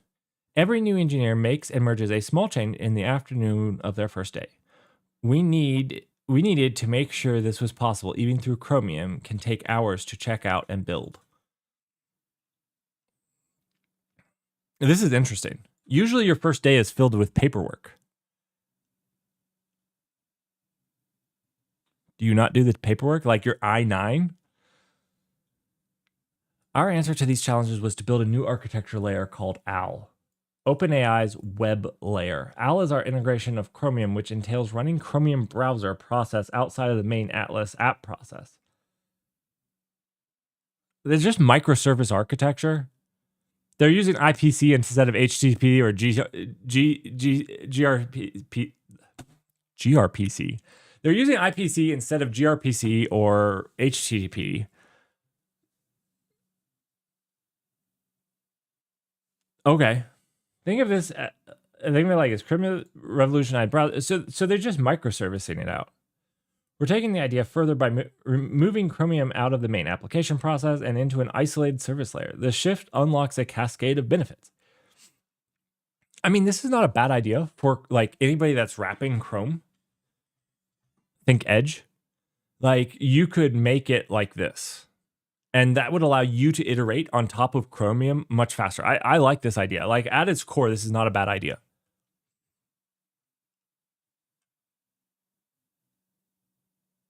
And using Swift UI, beautiful.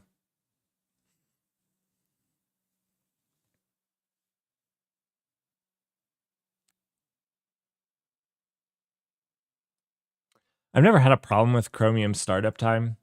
There's also a weird thing here where like if something starts up but isn't useful, that's also a weird thing. So like if Chromium was taking so long to start that there was a delay, it's not useful if your app starts and then you gotta wait. That also sucks. So I think there's a happy medium here. Chromium is a powerful and complex web engine. Its main thread hangs. Atlas doesn't. It crashes. This is good. I don't have a problem with Chromium crashing when I use it. I've been on Firefox and Edge for a long time, and neither of those crash on me. So this is the big deal because they're not building on Chromium itself.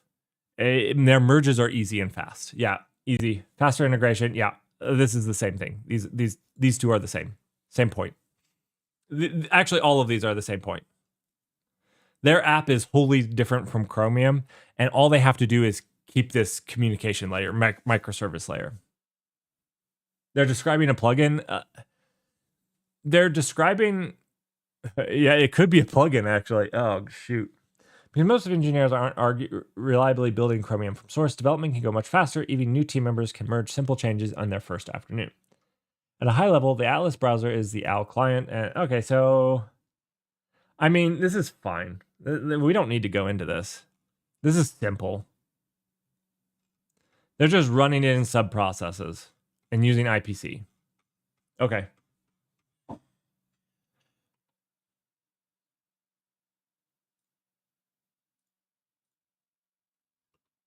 We don't need to talk more about that.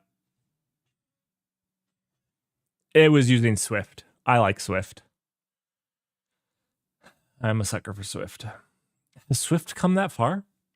Maybe I need to check out Swift again.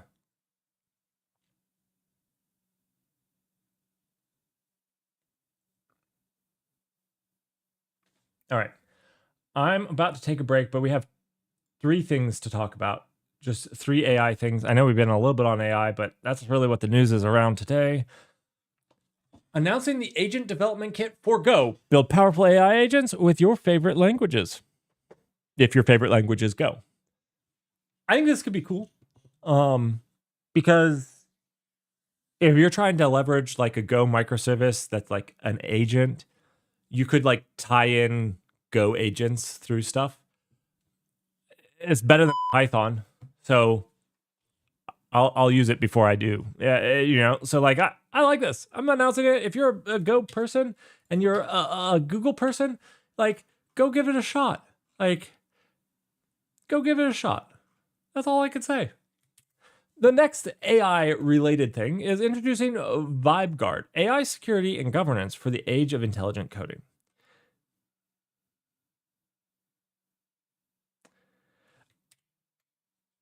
Yes. The ADK is the Android development kit. But people out here making agents aren't going to know that, right?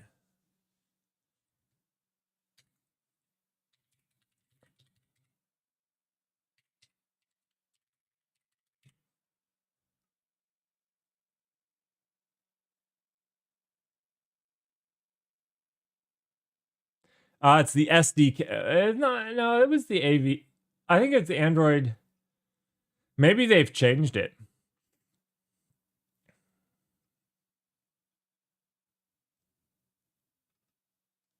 And they just call it the Android SDK now? I thought you were right. I think you were. I think they just changed it.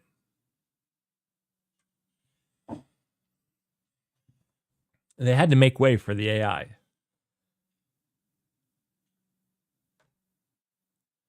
And when there's a new development kit, they're going to like the next big thing in tech. You guys don't know this yet, but it's alien technology. And so it's going to be the alien development kit. And agent is going to get demoted to agent SDK. It's sad, but it happens to every project. Don't blame me. I'm just the messenger. All right, let's move on. This is something that I alluded to at the beginning of this. I talked about how as you pile on more AI agents, and I'm assuming that they have a 95% success rate, which is actually high. Most are much lower than that, between 50 and 75%. As you pile on more, my finding is that you don't have a 100%. You actually have, I'm not doing the math on this, but like this one will probably come out to a 50% success rate, the more AIs that you pile onto something. Because these are cumulative, right? So like this has a 95% chance. And if this succeeds, this has a 95% chance to fail. And so if any one of these fail, it fails the whole thing. Now, introducing VibeGuard, AI security and governance for the age of intelligent coding. This whole premise is that AI generated code is dangerous, and it really actually is. It has more vulnerabilities, risky AI ecosystem. There's stuff like there's whole attacks based off of you using your. If you guys don't know what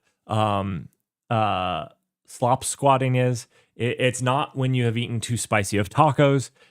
Slop squatting is a thing targeting AIs. It has its own lists of vulnerabilities that it can hit that your normal code wasn't vulnerable to. So the thing is, VibeGuard is vulnerable to all of those things. And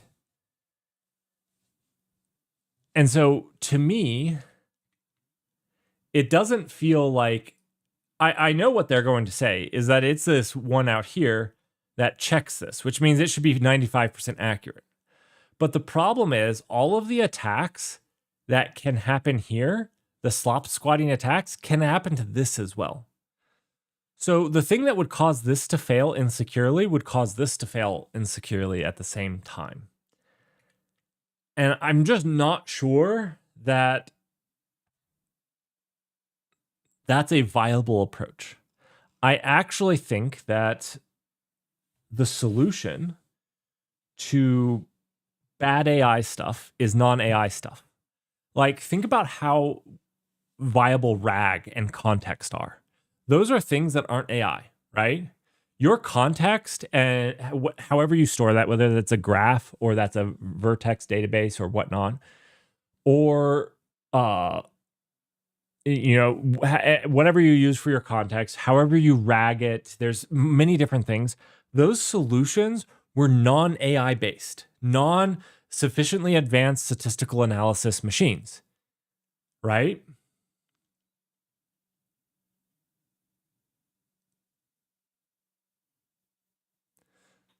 So I think the better approach is non-AI things. That's just me. Introducing Tab 9 agentic platforms. Tab 9 was an early AI coding assistant. They actually surfaced in the first games.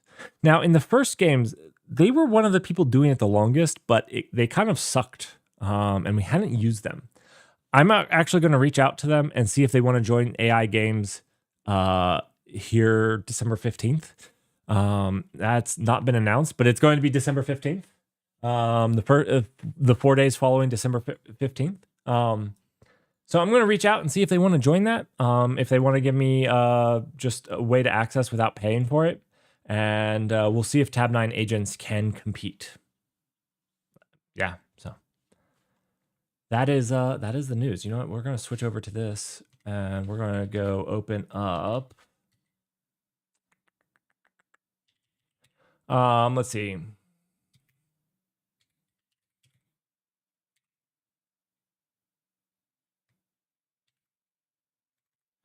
Let's see.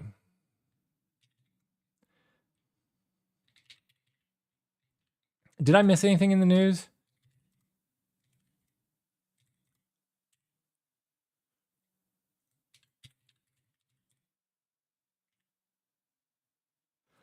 This is not what I want. Let's see. This is. There we go.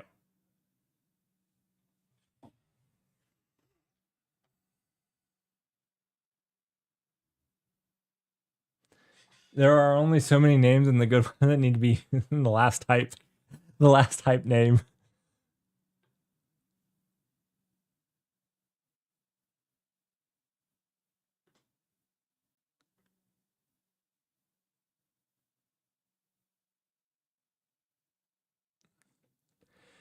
You know what? No, I haven't. So the people behind One Star Coder was Hugging Face. And Hugging Face had released it as like this thing that did specifically Python really, really well. And they have not tried it again. I mean, I think that there's a reason they have not tried it again. Not as far as I know.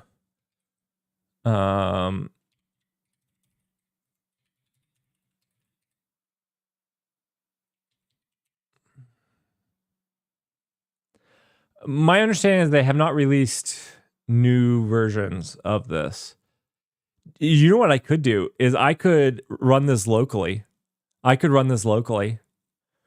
Should StarCoder make a comeback?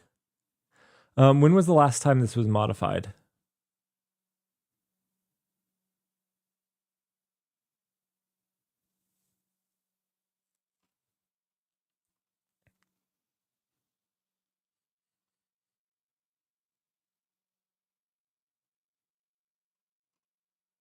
Maybe they've been updating it.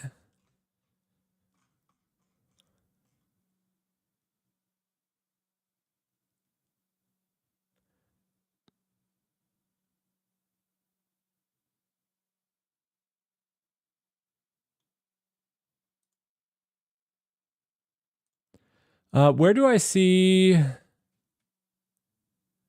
Oh, I'll have to sign in. It did the saucy novels very well. Let me see. I mean, it's been updated about a year ago. So it's had updates since before we did it, right?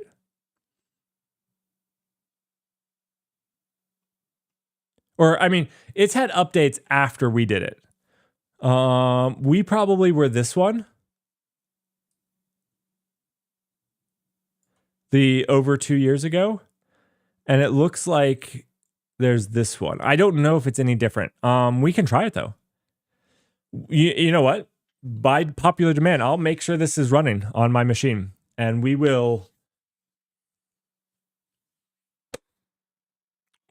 get it working. The only thing I haven't done is, okay, maybe we'll try to vibe code that, is how do we want to run it on the machine? We won't run it leveraging Olama. Does Olama have that?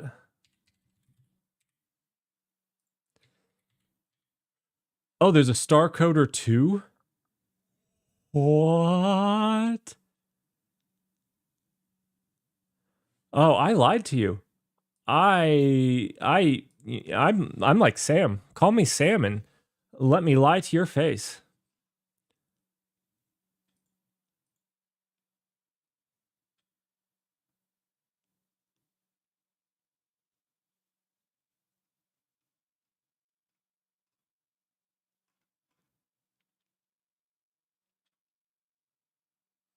StarCode Tutor joins StarCode Tutor. What the crap? Oh my goodness, I hate my brain sometimes. StarCoder 2 joins the ranks. Oh. Okay. Yeah, it's there. We're doing it.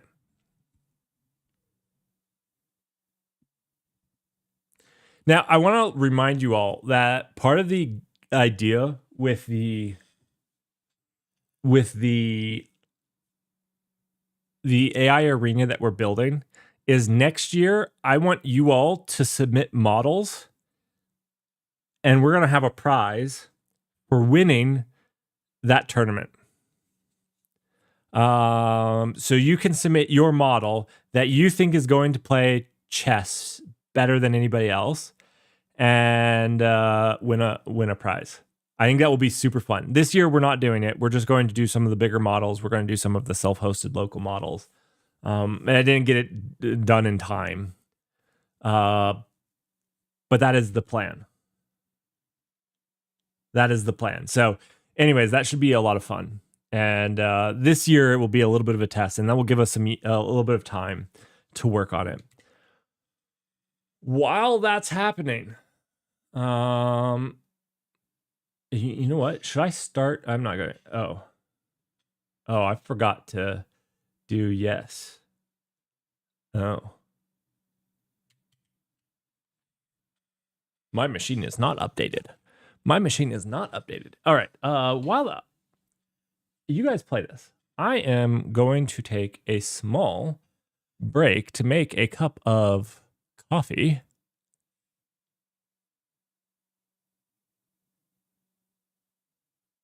Star Coder Tutor.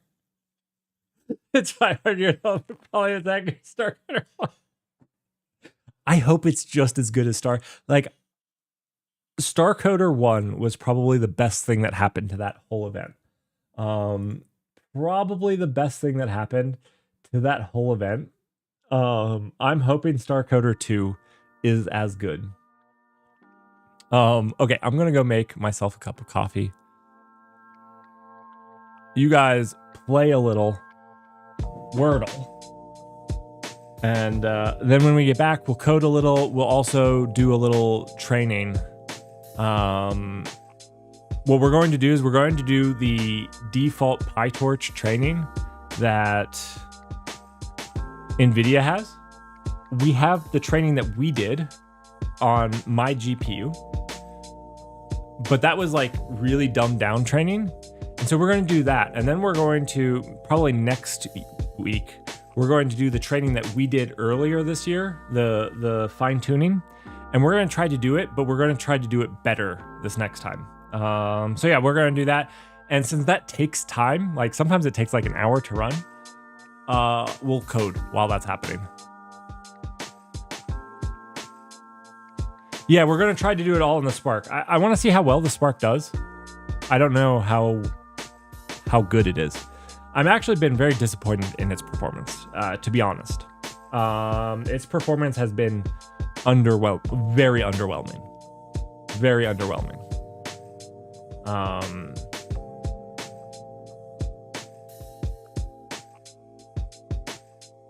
Yeah, that's all I can say.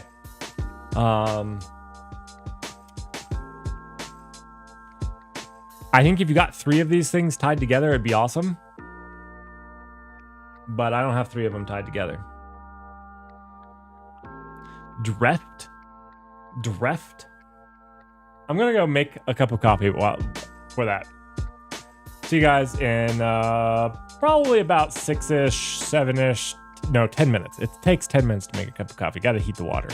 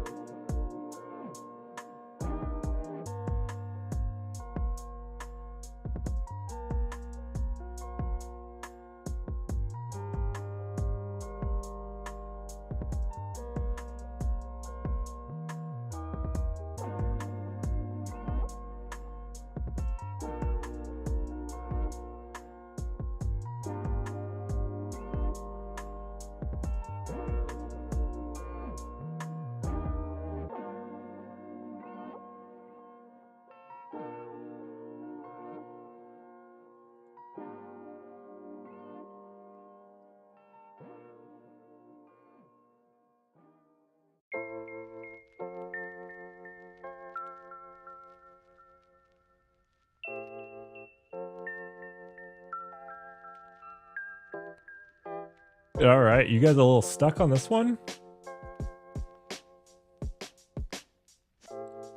You thought it was access? Let's see. Oh, we have a C and an E.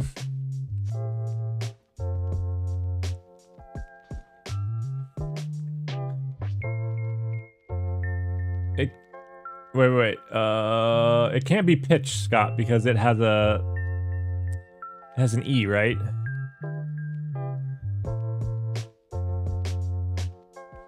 I don't have time. I was gonna say I think it's spec, but it would have picked spec anyways because it will pick the. It's going to pick the winning word if the winning word was guessed. Nice teamwork. Nice teamwork. Oh. All right.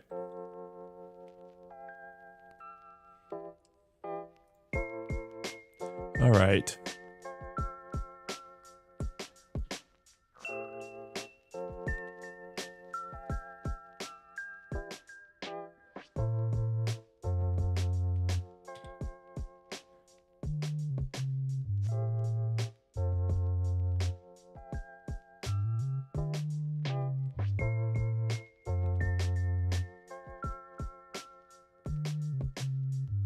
He killed the other two? Excellent. Strong work.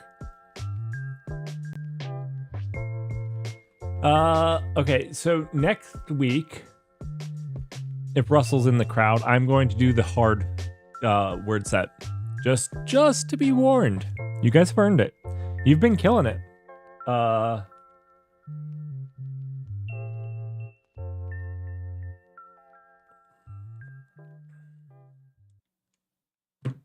You guys earned it. Be ready for mid 5th century English slang on the island of... I almost said the island of Morocco. I don't know, but be prepared for it because that's what's coming. Yeah, tutor-based words. Exactly. Exactly.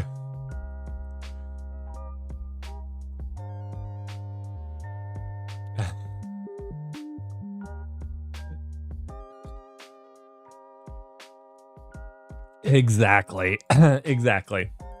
I'm glad you're understanding now.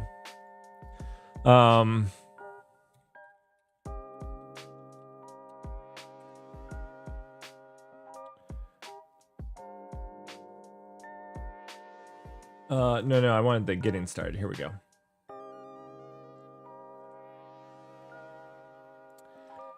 Yep.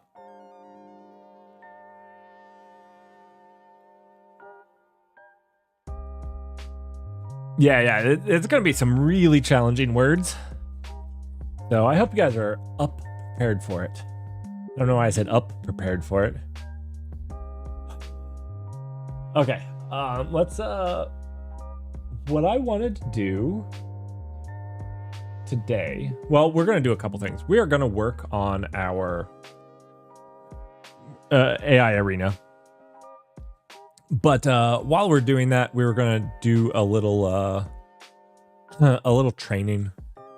They had a... Where is it?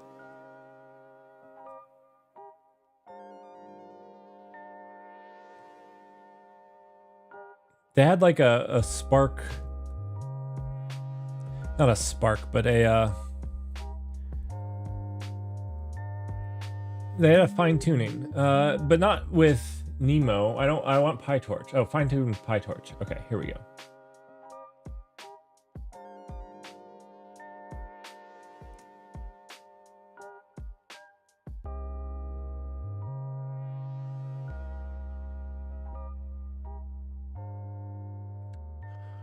The PyTorch container? Ew.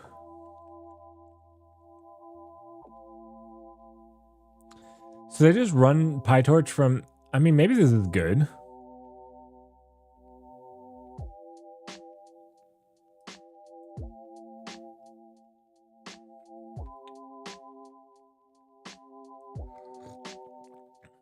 One second. What do they run GPU all? So they do the IPC host. They give the GPU. This is going to be the important part. So they mount Hugging Face cache there. That way, if you use Hugging Cache CPU, and then they mount a workspace. So this should continue to work no matter what.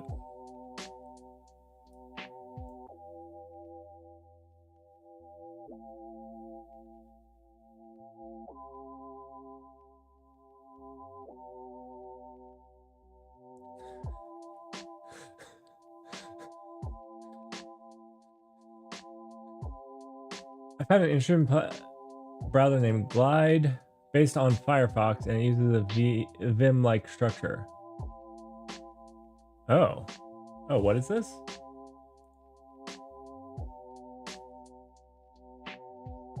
I might have to give it a shot. Togglebit needs to come back.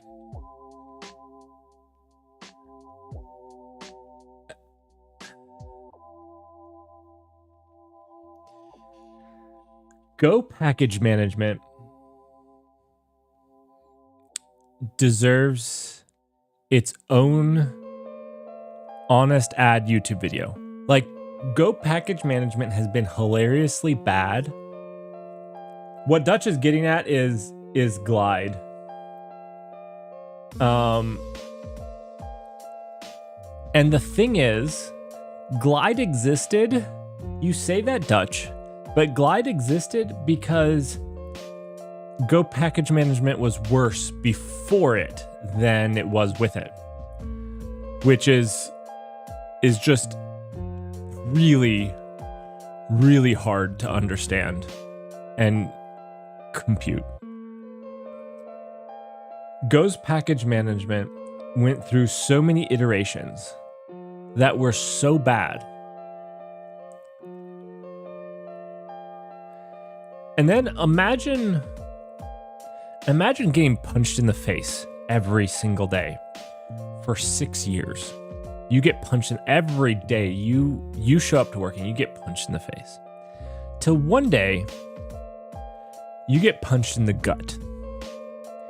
And you're like, oh, this is amazing.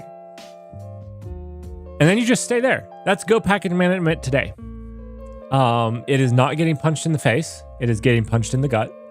And everybody in Go is so happy with it because previous to Go mod, our current package management solution, you got punched in the face every single day.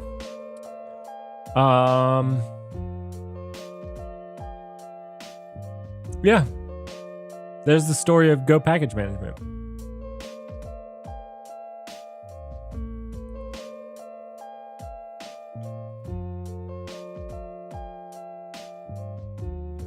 Calling it package management is pretty much a lie. I'll die on that hill that GoDep was better than Glide.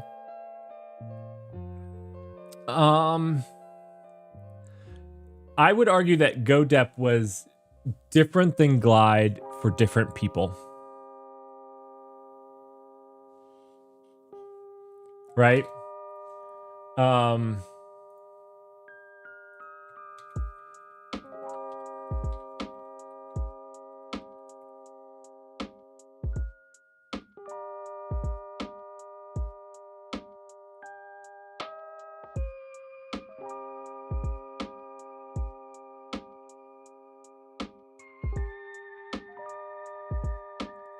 So the reason I say that is I tend to agree with you. Unless you have the requirement that every build be repeatable. And Glide actually did that better with the code in the vendor directory at the time,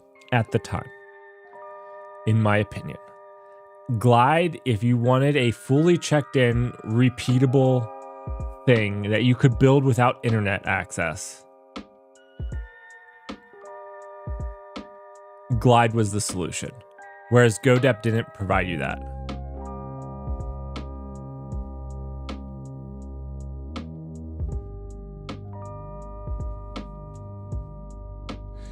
Every single time somebody types nugget, it believes you're bullying me. Scott already bullied me. He had the best burn today.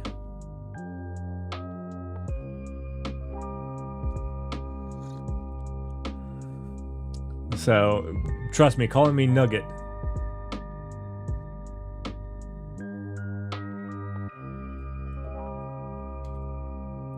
All right. I guess we're just gonna follow and do it the pipe torch way. This feels weird to me right here. Running pip install inside a container.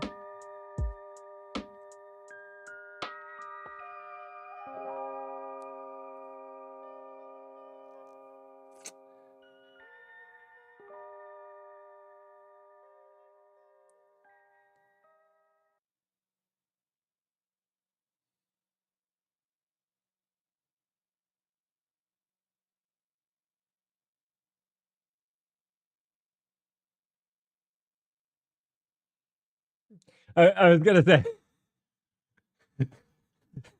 the real thing is, Go didn't finish the language, then was like, oh, but we need a package man. It has been the slowest crawl of a language. I don't actually understand why progress in Go took so long, right? It had a big enough community. Why was it so slow to add basic things like a package manager?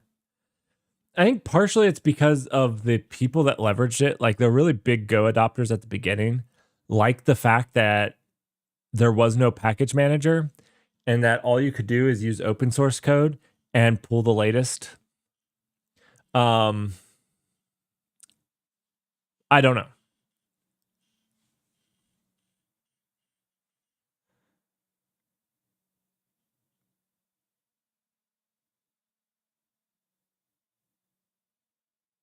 I love to see the author Google pay raise history alongside the language releases.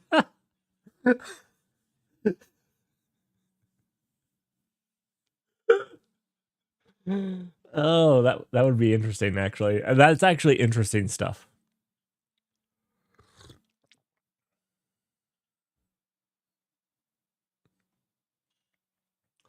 That is effectively what Go did for the most part, is just copy paste the code into your repository. I mean, that was Go before package manager. That's why you had to have all your code build in the same structure. The most terrifying, stupid thing ever. Yeah. Anyways. So we're going to do this here, I guess.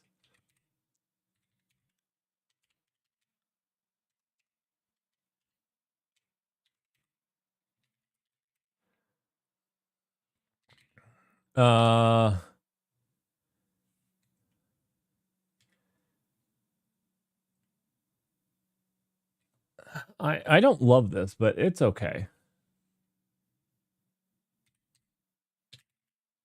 We're gonna make a dir called training tests. We're gonna deviate a little bit from this. NVIDIA PyTorch. And so we're going to do it like this. Does Docker come installed? Docker PS? No.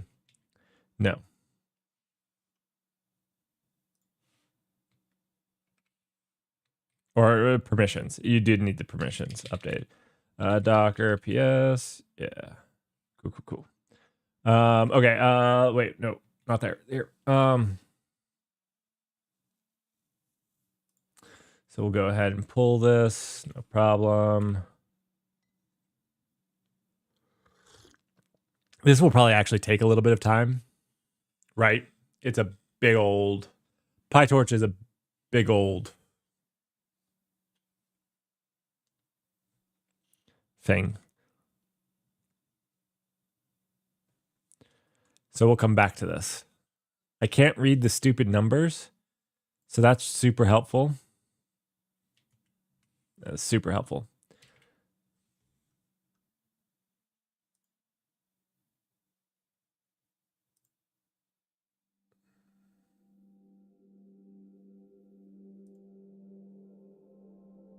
Oh no. Go was doing AI coding before AI coding? Oh no.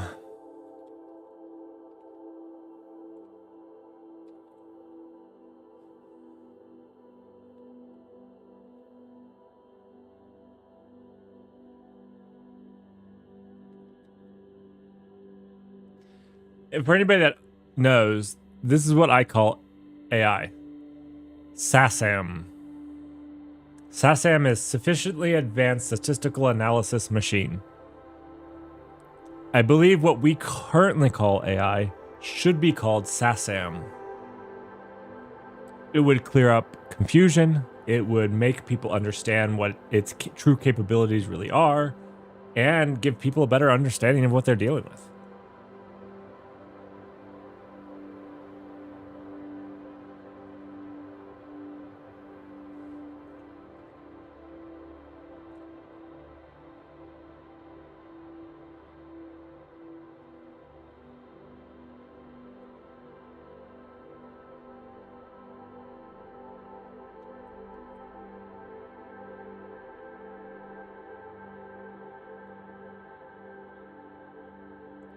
My NeoVim is kind of falling apart. Maybe I should run. I've been enjoying Zed.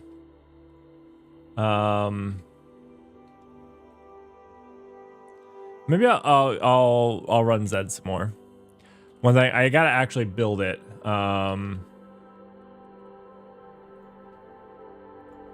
Let's see. CD. Where are we going? Zed. JZ is what I meant. That failed.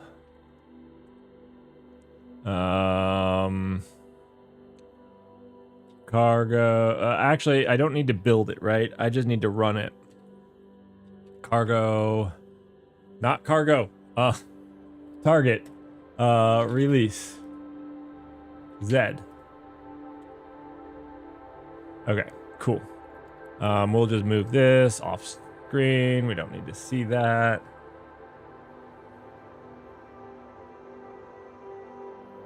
Well, two-letter technologies are easy to remember. And what I love about two-letter technologies is it makes searching almost impossible.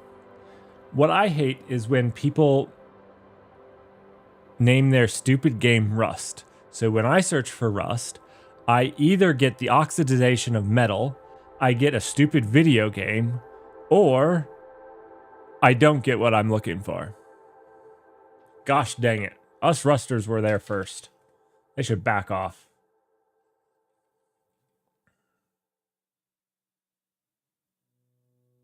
The language IO? Oh no!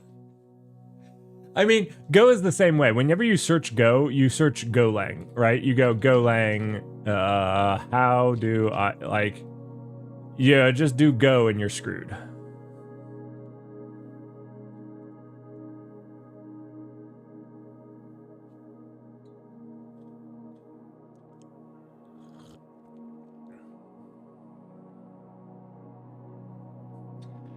I'm doing the one language in 7 years program. It's a little bit less accelerated than that one, but it's the one that I could actually do. Yeah. English. Yeah. Yeah. English.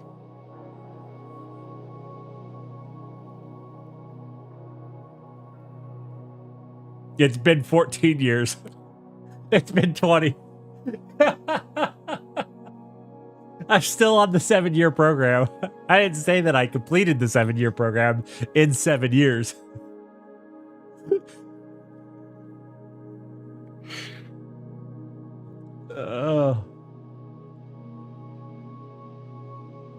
Okay, getting back to this. We're about halfway through. I forget the key combo.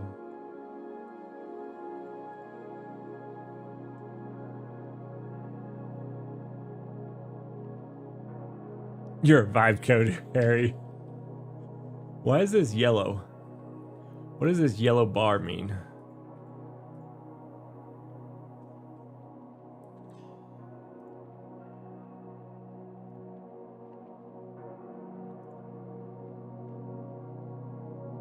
What does this big yellow bar mean?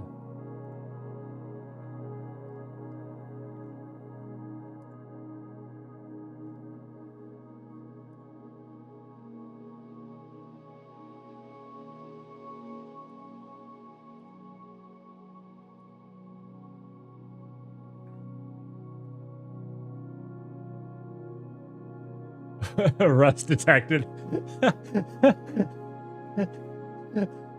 Oh.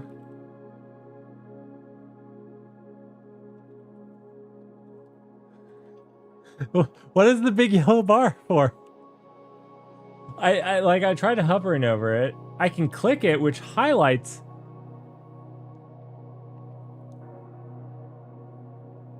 Oh.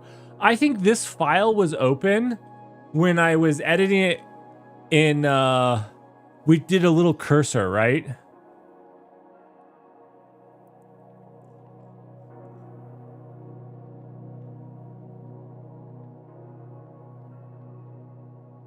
No, this is main, and we really didn't do, like, I don't understand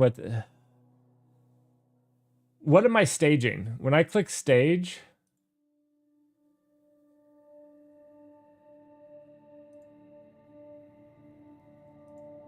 Okay.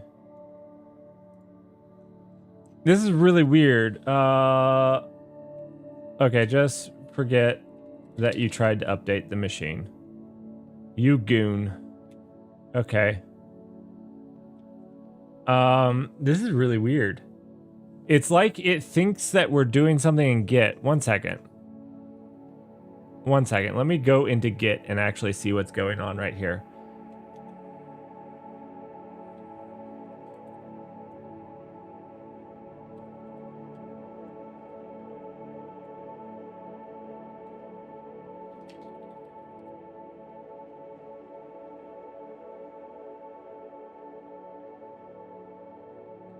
Right, we're not like in a rebase or anything weird.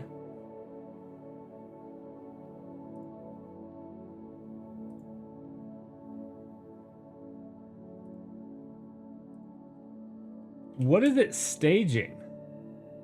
It's just putting this file, it's just committing it. We haven't made a commit yet. Like, why is... So is this gonna solve everything if we do git add...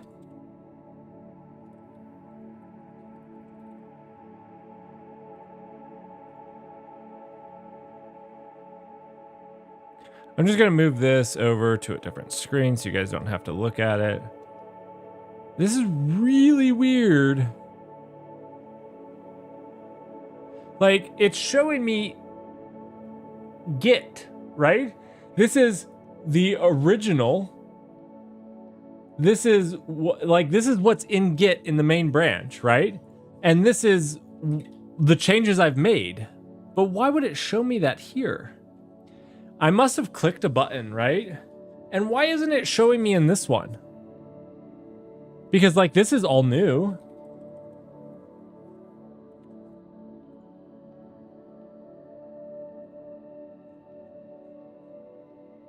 And it only shows if I click on it. But why is it showing an orange banner?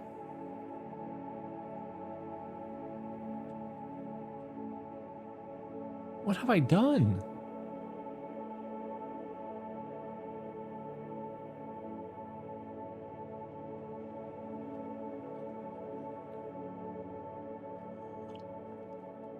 I mean, I can just ignore it, like it's an orange thing, but I just don't know why it's on main.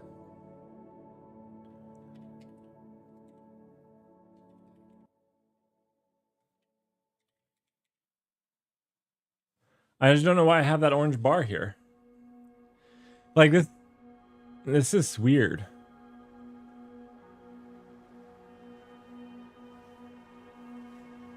This does not feel like StarCoder. You guys do not understand the depravity of StarCoder. This is not StarCoder. All right, so we're gonna do something like this, but instead of this, actually, one second, stop that. Yeah, okay, so we're gonna do something like this, but instead of this, we're going to do this right here.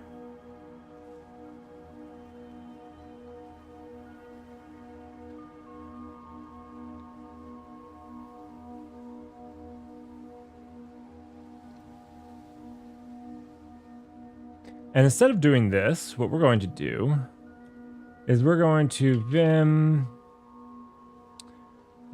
start start NVIDIA PyTorch.sh, and we're just going to put this in here.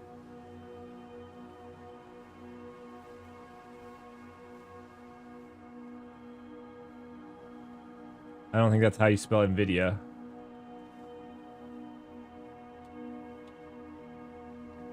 And we'll mount that as workspace just because I think that will make it easier for that. I won't remember the command. I like doing this.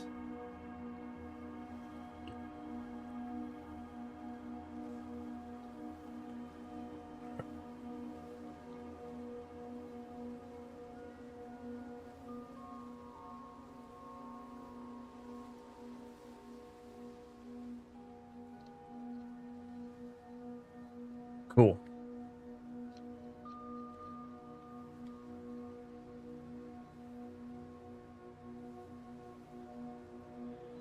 Install the dependencies in the container. Excellent, excellent. We'll do this. We'll let that run. Okay, I'm just going to ignore this. I obviously enabled some Git thing.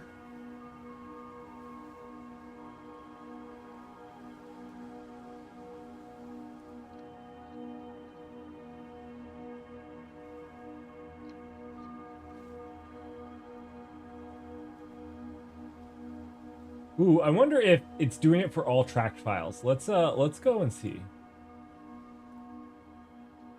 It is. So this must be a new feature. So I'm actually on the latest main branch. Okay. This is fine. If this is just a latest main branch thing, okay. So any tracked file, it's going to tell you what's been changed or added. Orange is changed, which it thinks I deleted a blank line to add something. And then green is purely add. Okay. Main, I got rid of this. Oh, okay, this is not... Okay, I can handle this. I'm sorry. I was flipping out, but like, it's a cool feature I discovered on the main branch of Zed. I'm over it. I'm over it. If you forgot what changes you've made, you don't have to ask Git anymore. You can just click this, and you can see what you changed. That's kind of cool. Do you know what? That's not bad. All right. Cursor agent using Cursor's new model could not fix this, so we need to come in here and fix this. It tried multiple times to fix its thing, and it couldn't do it. That is not what I wanted to do. How do I go to the next error? Nope. I'm sorry. I'm trying to learn how to use Zed. Go to next diagnostic.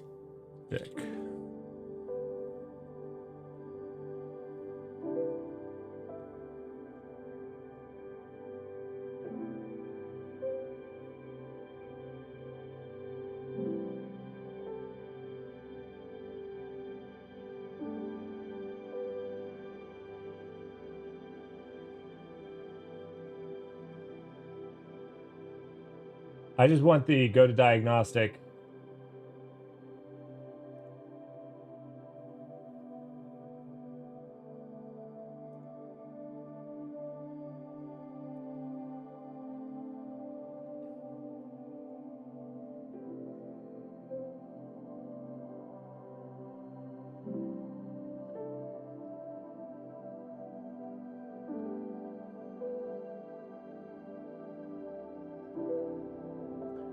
Do I just need to go in the settings?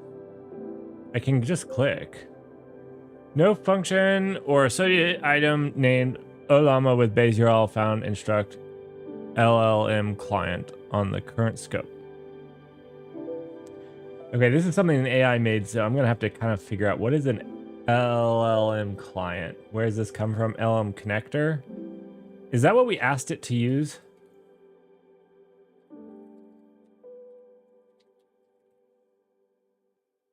I think it is.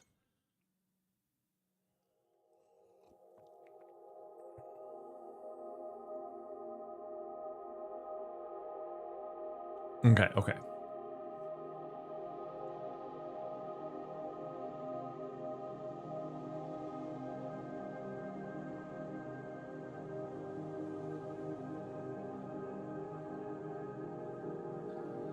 So Olama with base URL seems like the right thing to do, right? Is that what we did here? Olama with base URL, yeah. LM connector, LM client provider, and types. Client provider is not included.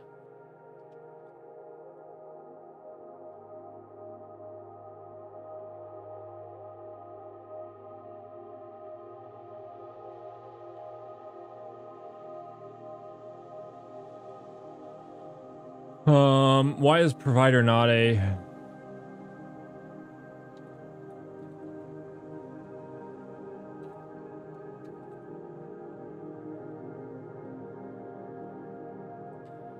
Is that a feature flag?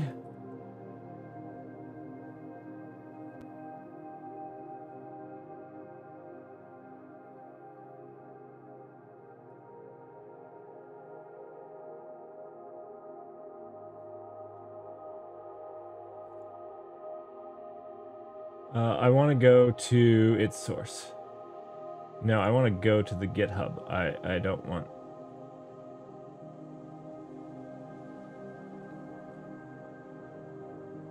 Why are we using this? The creator does not even star it themselves.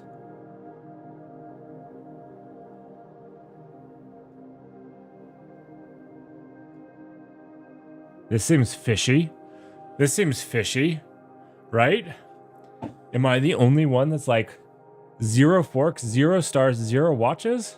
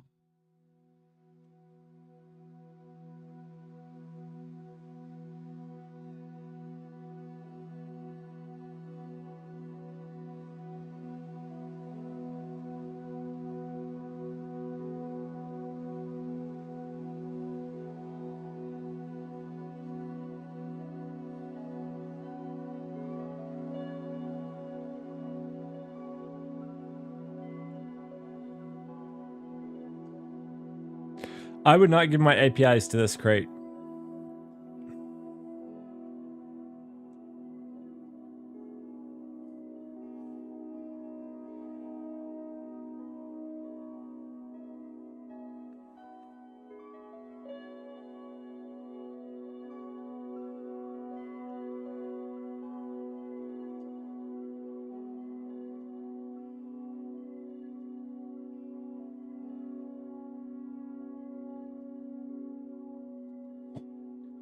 Let's see.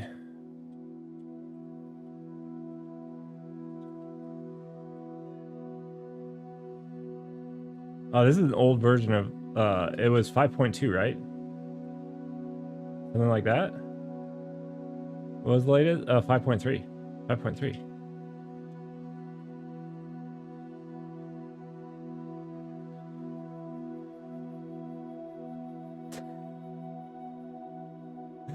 Oh, goodness. It couldn't get it working because it was on the wrong version. That's hilarious. That's a very obvious issue with what it was trained on versus what it searched the web with, right? The web had this as how you connect. And it could not figure that out.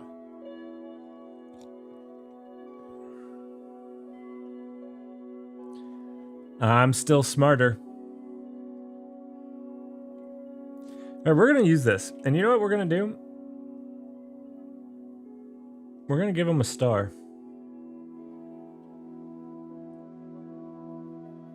If it works. If it works. It feels very weird to have 0 stars, though. I don't know. Feels very weird.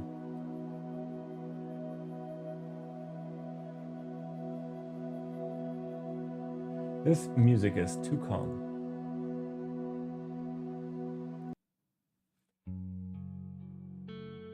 We're just gonna go full demon mode. Yep, Japanese demon mode. All right.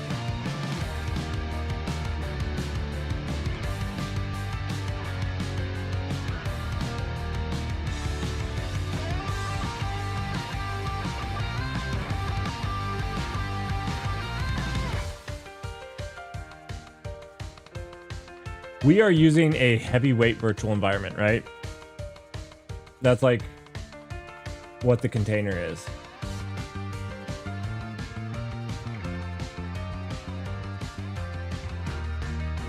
Hugging Face CLI login. Ooh, I need to. Ooh, do I have my login for Hugging Face? 1 second.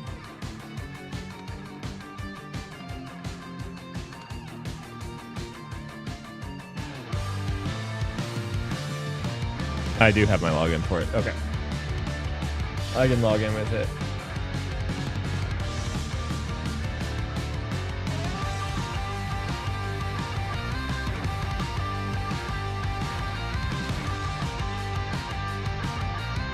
All right.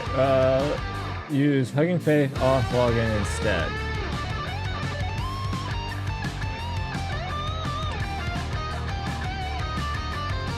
Input will not be visible. I'm glad that they put that there. All right, let me go here. They obviously don't like this method. And the cool thing is, I have not been one to care about whether somebody likes it or not. The thing is, it's probably less safe. I don't know that I want to do it the other way because off login sounds like an OAuth thing. But I don't know that I want to do that in a container. Well, I'm not even sure if I could do it in the container, right?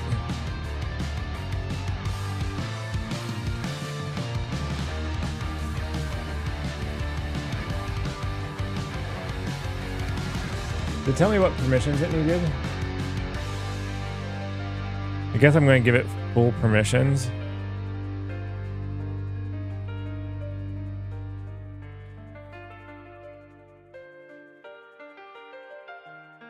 All right, I'm going cone of silence just because I don't believe or trust this quite enough.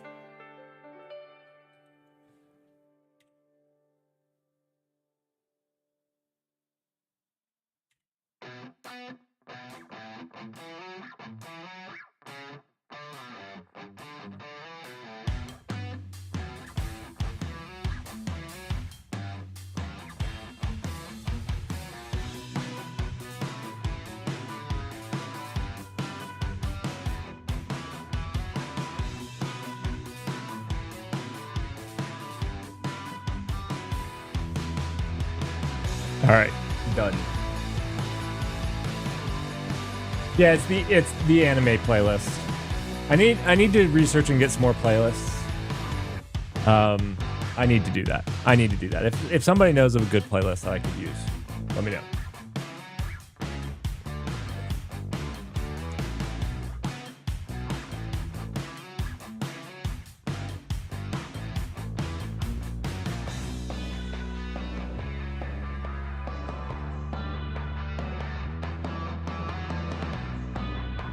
I don't think this is gonna work. If it's public, it should work, right? Yeah. Which it should be public.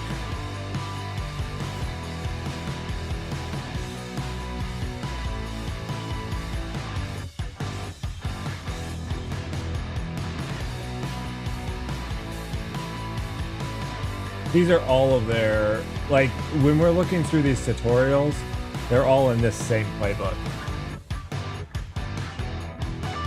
I said that we need to rename this. This isn't really the NVIDIA Spark. This is like the NVIDIA playbooks.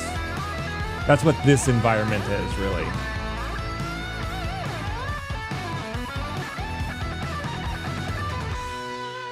Okay. Let's see. And then they do, NVIDIA PyTorch assets. Okay.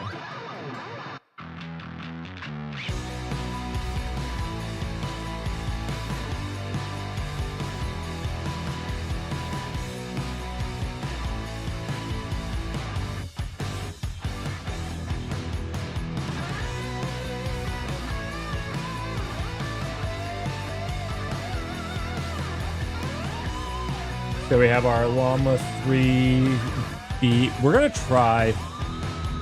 Let's try the 70 with the QLoRa. I actually want to know what this can do, because in our last one we had to do 1 billion with 1 billion leveraging QLoRa was maxing out my GPU. And this looks like it can do 3 billion with a full fine tuning, which is interesting. You know, there's a lot of things to play around here with, like, what's the difference of the outputs as well, right?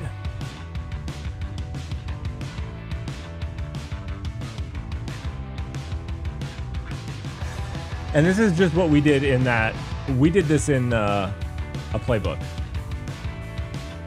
So this is really cool. Okay, I actually like this. If this is done in code, instead of a lot of times they're like not doing it in code, like a lot of the PyTorch ones aren't doing it necessarily in code. Cool. Okay.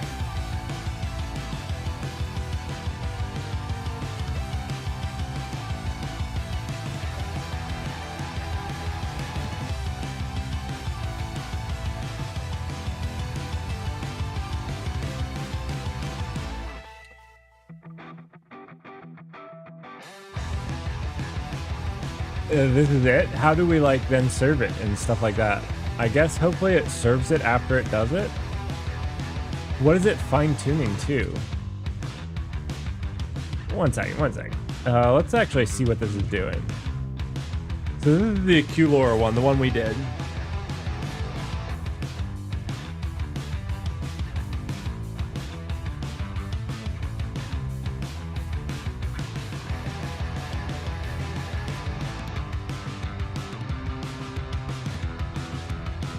So this is getting the alpaca dataset. That's what we used. We used a modified PacAl dataset. So like we downloaded it and put real things about streamers and Togglebyte and myself in it.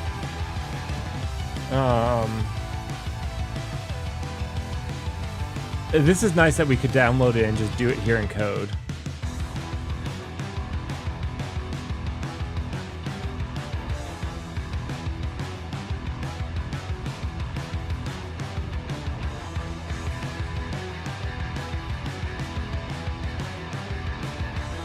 Does it host it when it's done?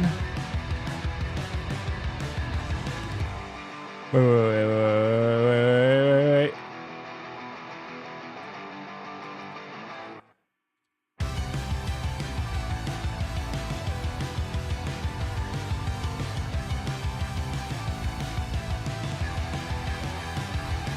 Oh, okay.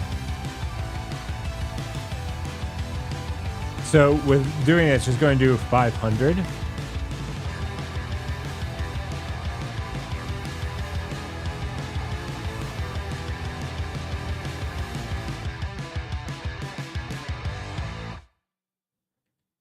So it just saves the model. It doesn't actually then run it. So you can't inference with it afterwards. We'll have to inference with it afterwards. Okay.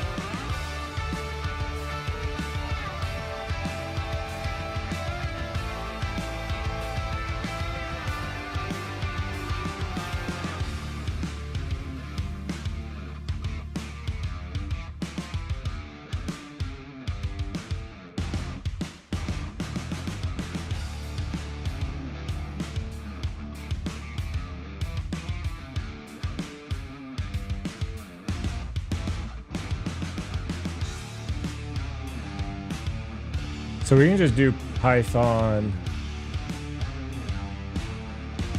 Llama 370 billion Q Laura fine tune go.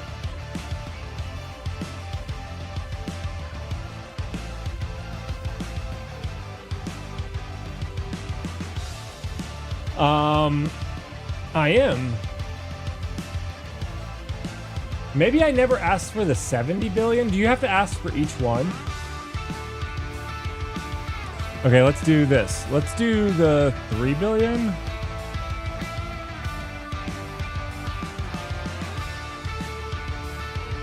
I guess you have to ask for each one. I haven't asked for the 7 billion one.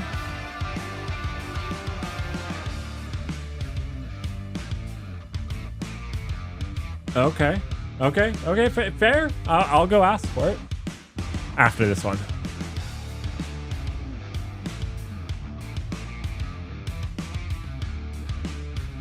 All right.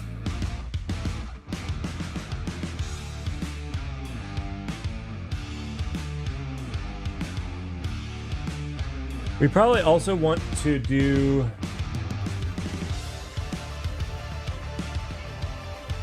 at some point we probably want to do like a VLLM as well. Is there a Rust VLLM?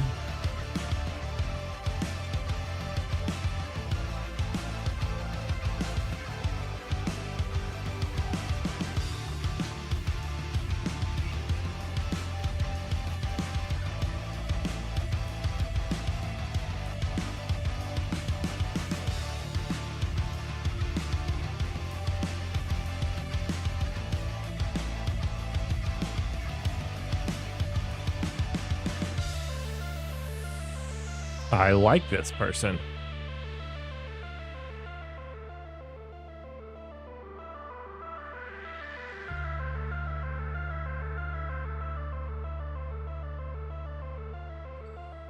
I need to check this out.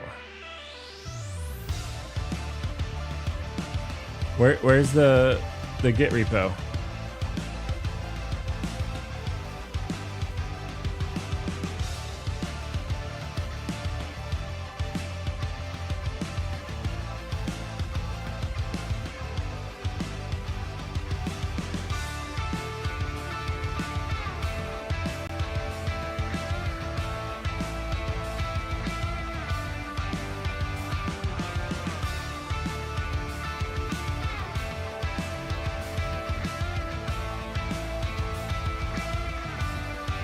Is the tabs on the top of my screen T-Monks? No, this is i3. Yeah, this is i3. So i3 is a window manager. And so these are, you can think of them kind of as like the virtual desktops on like Windows or Mac. It's not entirely true. Not exactly right.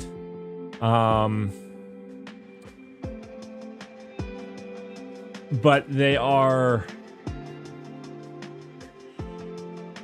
kind of like workspaces of GNOME. I'm trying to think of,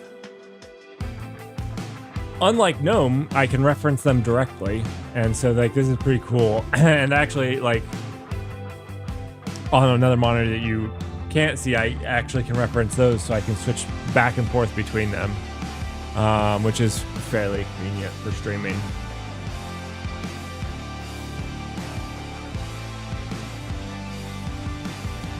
You started using Hyperland? Well, first, congratulations on becoming an Arch user.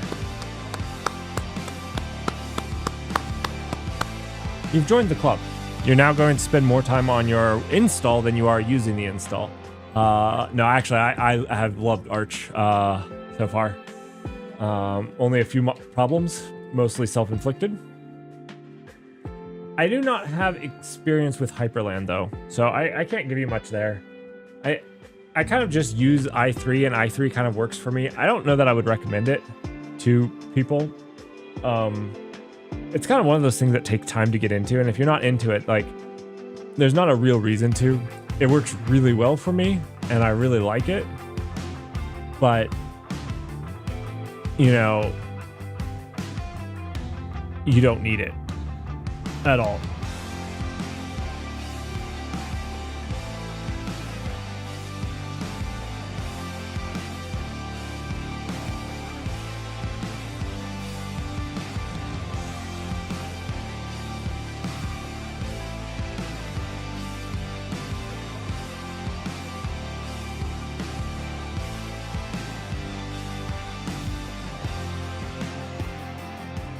Wait.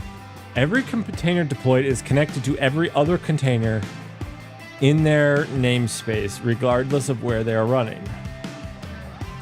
This sounds like it could get really messy and dangerous quickly. You need something high level here, or else you'd have two apps on two different clouds that would be slow and as garbage if they depended on each other for calling, and you'd be obfuscated from that, right?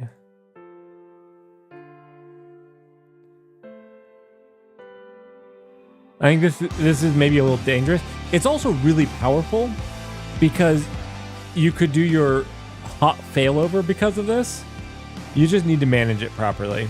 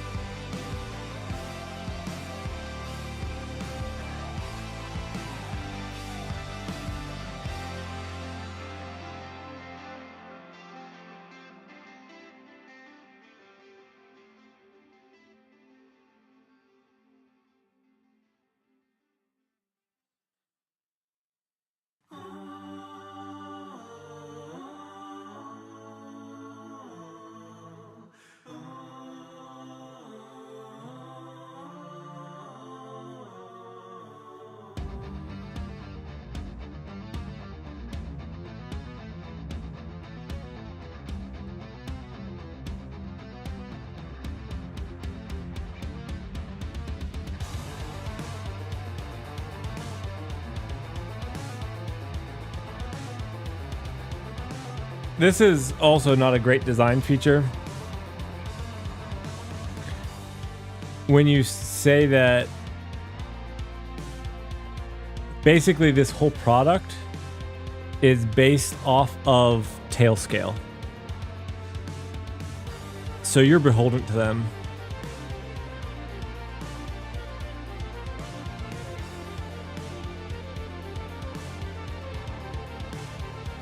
You're going to want geo rack awareness? Absolutely, yeah. And you almost want rack awareness at the cloud level, right? When you're thinking about this, like, your rack becomes your... You almost have two racks, right? You'd have your cloud, and then you have your region.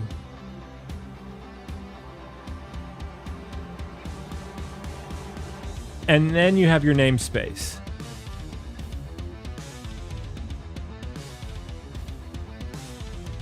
And so, like, this goes beyond, like, rack awareness. This goes to, you know, you could treat regions as racks and clouds as data centers. Maybe, is that how you do it? That wouldn't give you super fine grained, but because you have, like, availability zones down here. So really, availability zones need to be your rack. So this is a rack. This is the rack. And then your region is your availability zone. You'd have to map this up, right?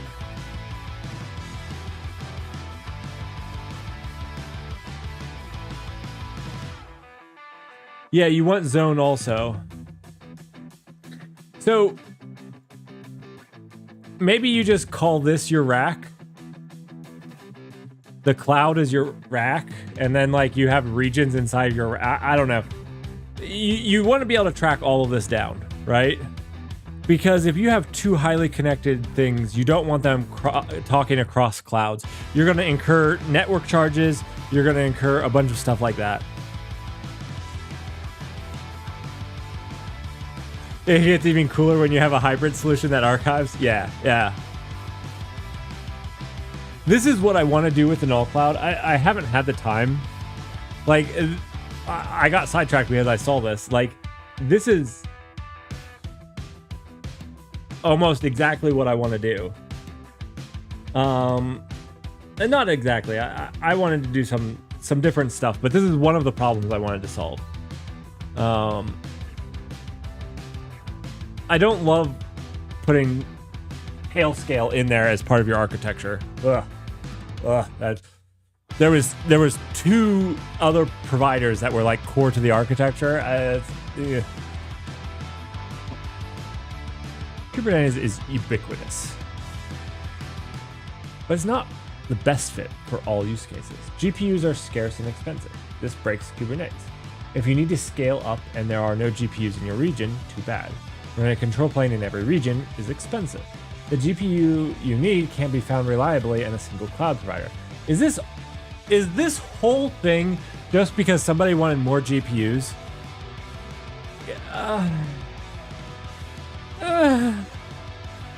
Is this the world we live in?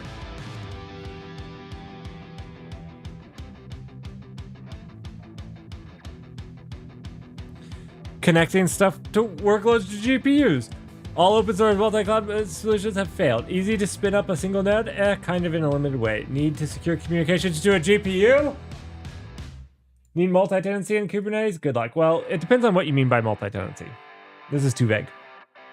Need load balancer traffic across clouds? Very hard. It's not very hard if you just buy into Tailscale, right?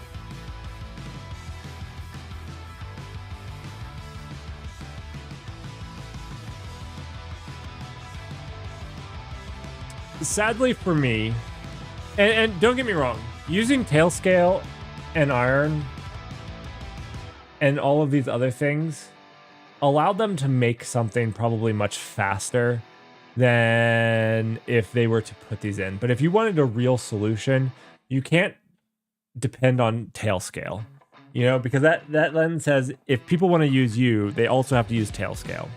If people want to use you, you also have to use this P2P. This has to kind of be built in.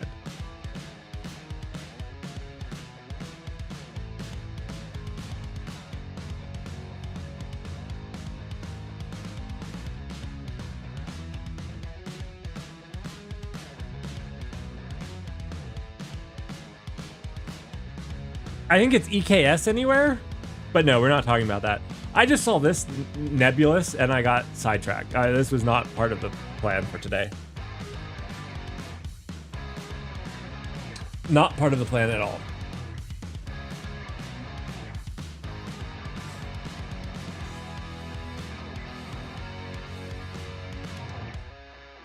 All right, we're on Llama 4 Scout. Let's see if this is going to do any better.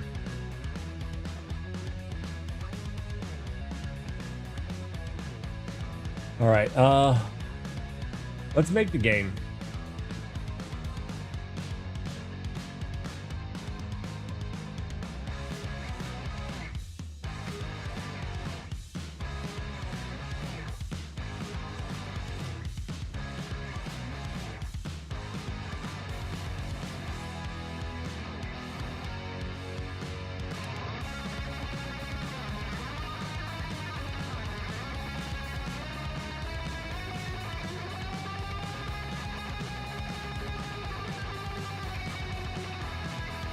I used to work on Kubernetes. I don't work on Kubernetes anymore.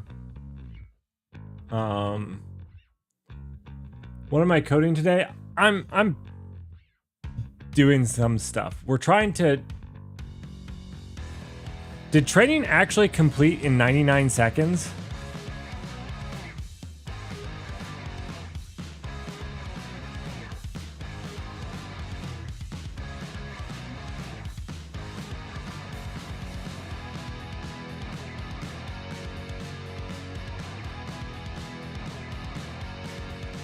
All right, for one, we need to edit this and say data set size of 5,000. 500 really is not nearly enough. The other thing, I need to pass it args, and I haven't done this to Python. This is embarrassing that I have to look this up. Pass args to Python script. I mean, it's like this, right? I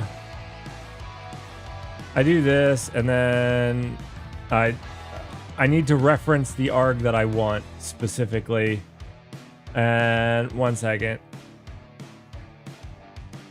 But it's a named arg, right? This is the named arg that I'm trying to get to.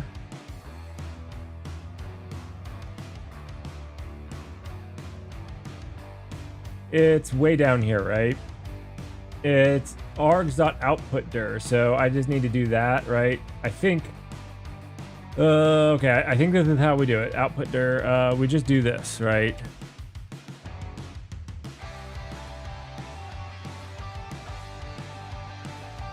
We're just going to do trainer output.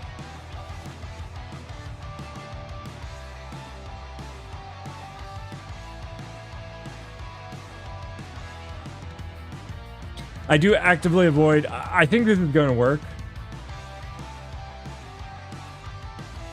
No, it didn't work. Do I not have to do this?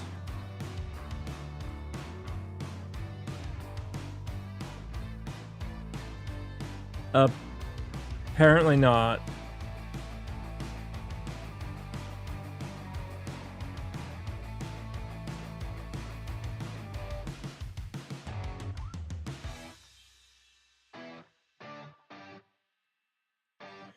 Just a space?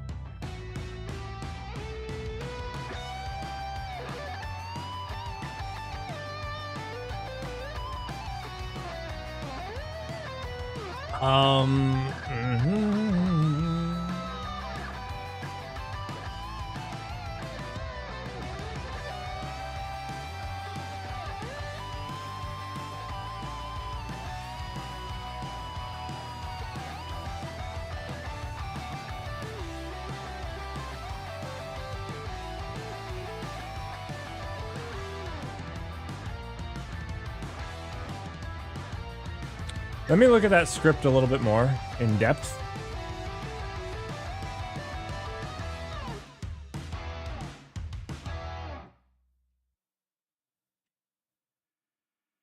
Oh, look, I could have read the parse arguments function.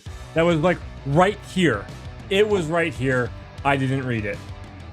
Disgusting.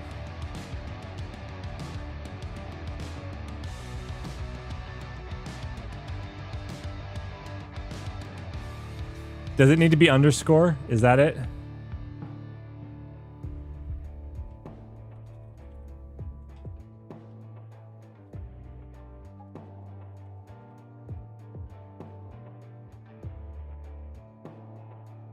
Who underscores their flags?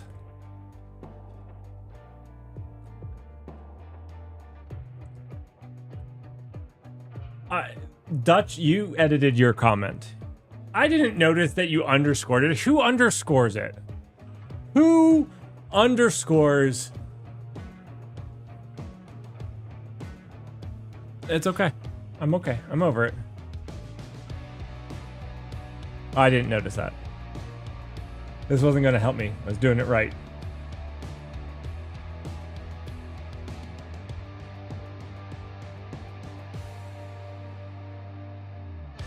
No, it should be minus. Nobody underscores. They all minus, don't they? I don't know. I've only ever seen the minus. I've never seen underscore.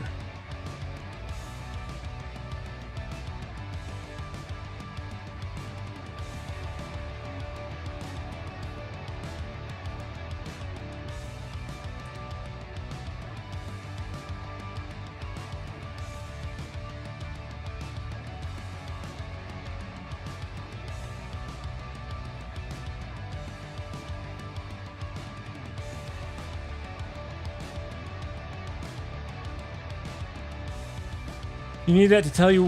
Oh, I don't think I'm understanding the example. I'm almost positive I'm not understanding the example. I will believe you that it's a thing. Oh, okay, I was gonna say. I was like, I don't understand it. I'm just gonna take your word for it, Dutch. That's a thing. I don't know. All right, so for those of asking what we're doing today, we're playing around. We are working on the AI arena. I haven't made a whole lot of progress with this just because, I don't know why. I feel like I've been doing other stuff that I've found fun, like trying to train models, like what we're doing. So I haven't made a whole lot of progress.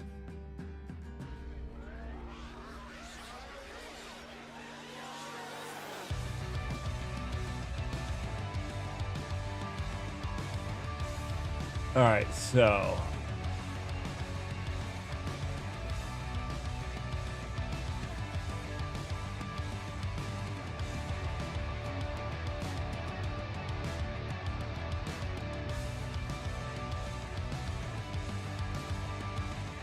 why do we have 2 Impel game?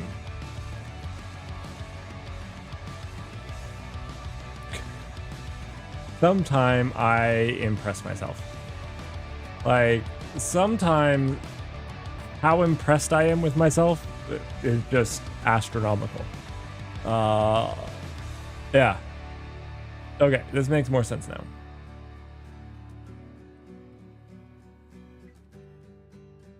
So while we're training an AI, we're also working on an arena where AIs fight to the death. That's pretty much what we're doing.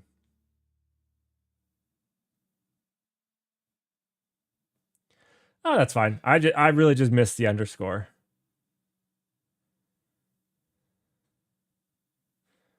Okay, so now if we do this and we do trainer output, we actually have all the stuff to host it. I'm kind of bummed that they don't actually have the stuff. Right? They didn't actually do anything to okay. That trained stupidly fast.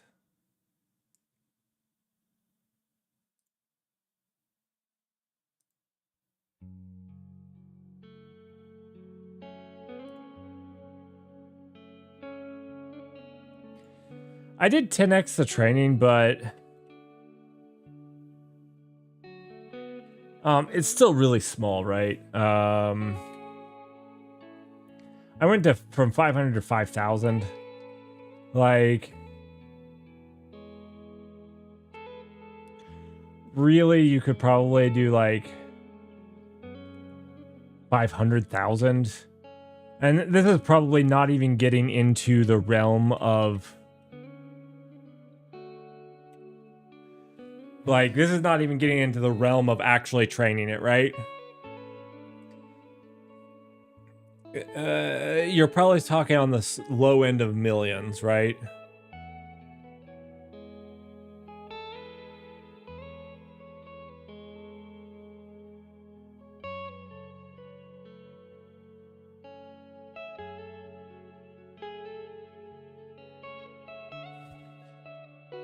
Why is it not taking my changes? One second, let me stop this.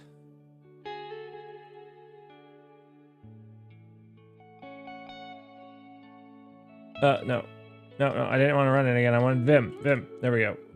I just changed the... I'm not passing dataset size in as a variable, right? So it will use the default, and it's setting the default here to mine, right?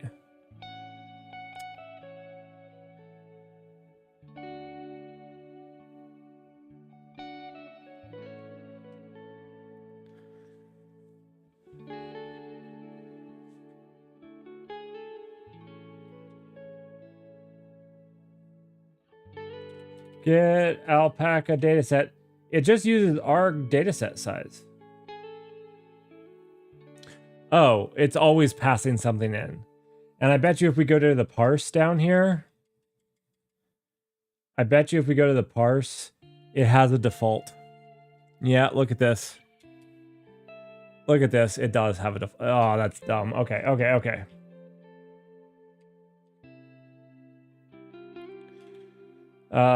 Data set size.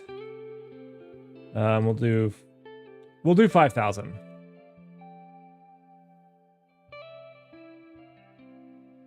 Good catch.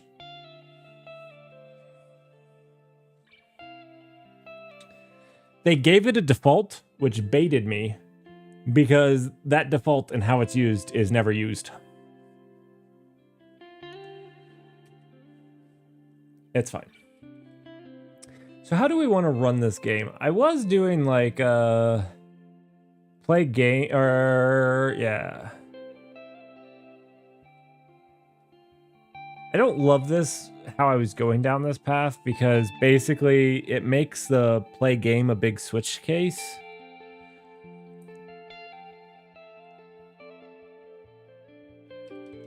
Where you just match.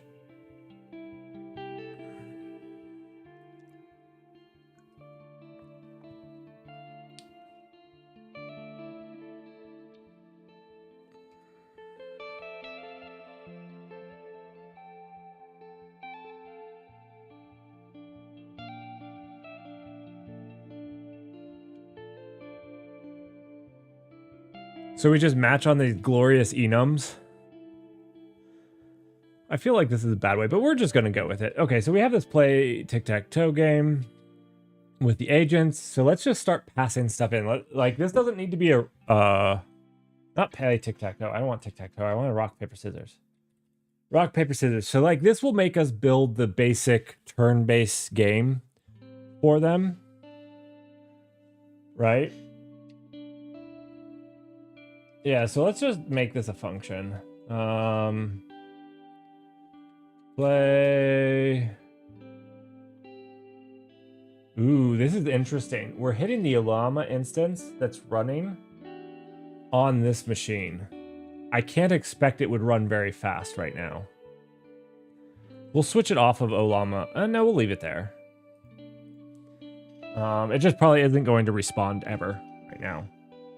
Play rock, paper, scissors.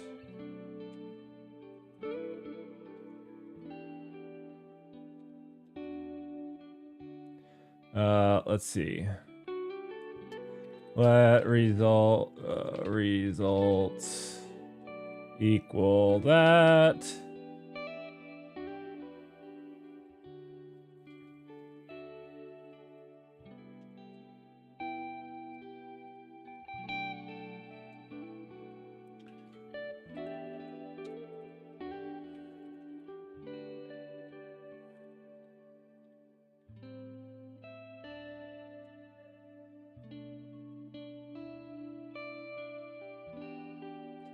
Did I?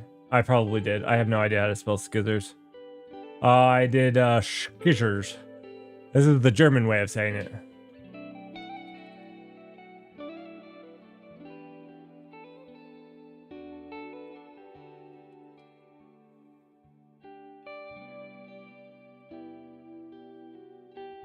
Let's see. This is the rock, paper, scissors config.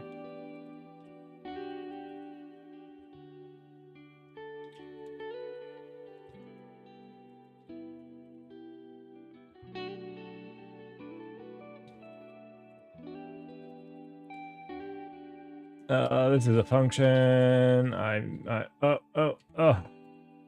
Don't do that to me. Okay. So now we need a game loop here. How do we want to, is it just a best of 3? We're going to do a best of 3. Best of 3 for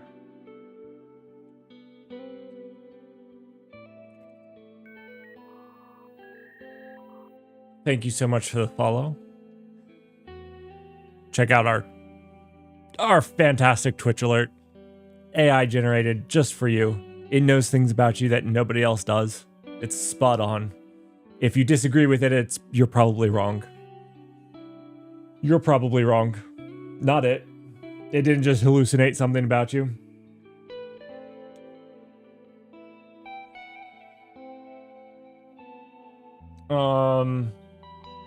We're gonna do like in 0, 3, 2. That's something like pretty dumb though, in my opinion. It doesn't give intent. That's a best of 3.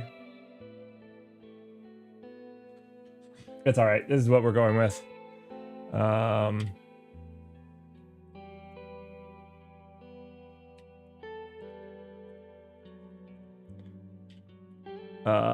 Let's see. I don't even care about this, so we're actually going to underscore it. We don't care what iteration it is.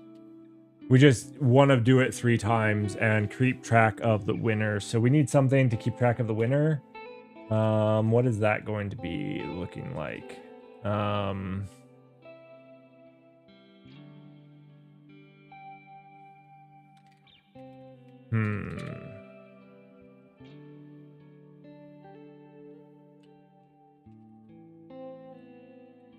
We need more information into this, right? We need the list of players, right? Ooh.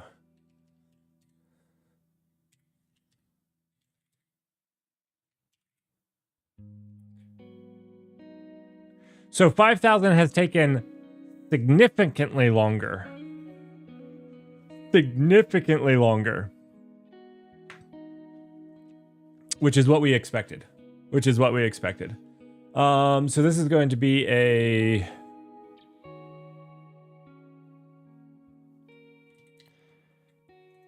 this is going to be a vec of...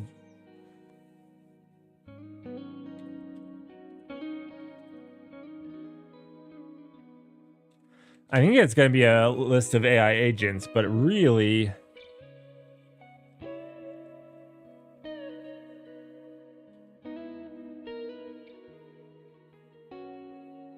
Icy box. Boy X, how are you doing? How are you doing?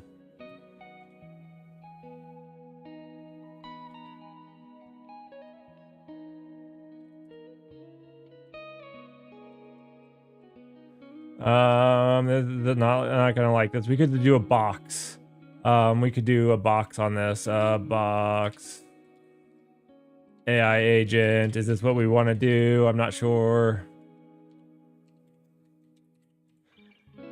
I'm fairly positive this is not what we want, or not what I want. We do need to pass in the AI agents, though. I don't know that we've...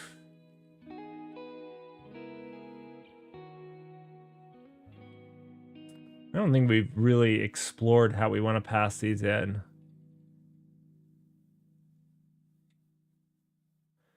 There's not a whole lot to them.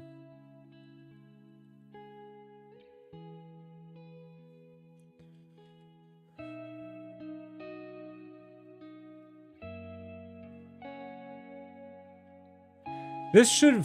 I think you're right that this should actually be an enum, right? Instead of...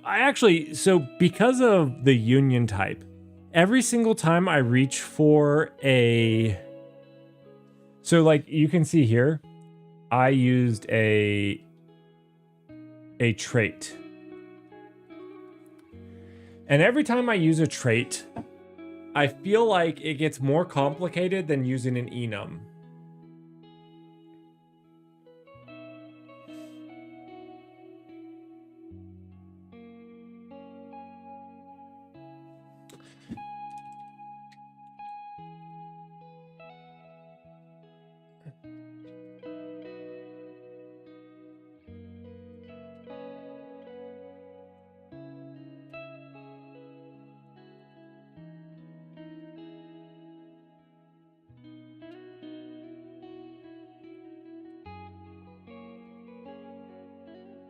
Wait, no, I'm doing the implementation, but we can do an implementation like this. Let's see.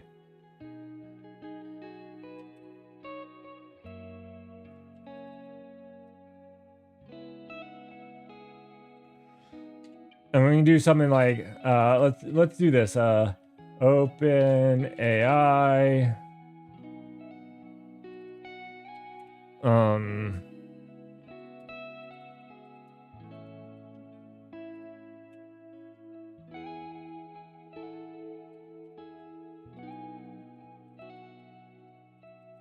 We'll come back to that really quickly. But then you can do something like this. Wait, why is this erroring? What did I do? Oh, it defined AI agent boo. All right. And then down here you can do something like function name self returns a stir. And all you do, like, you can either call like on this, or you can just do match self.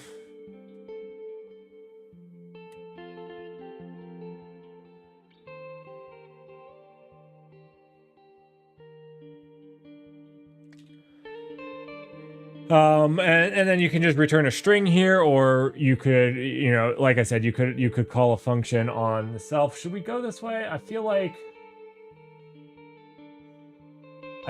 this is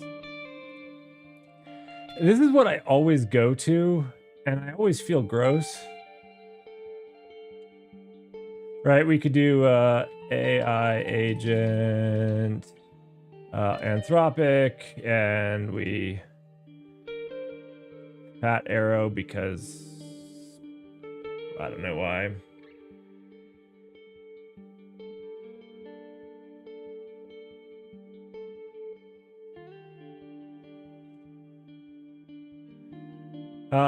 Traits are useful. I think traits are really useful for extensibility as well. So when it's not your code, but you want somebody to be able to extend your code,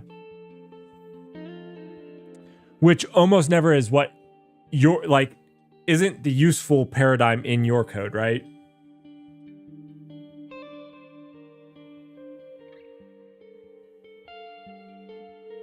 Oh, sure. I was just showing how this would work, right? You could do like,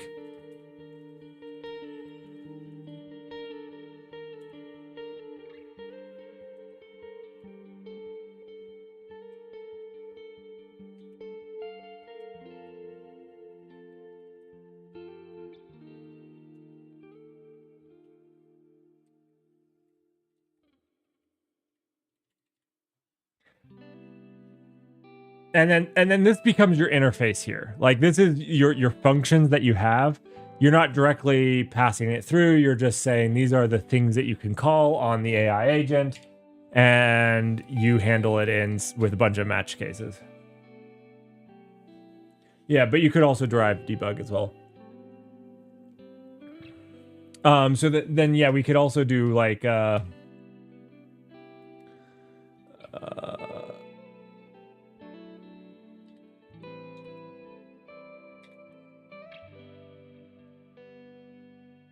I hate perform turn.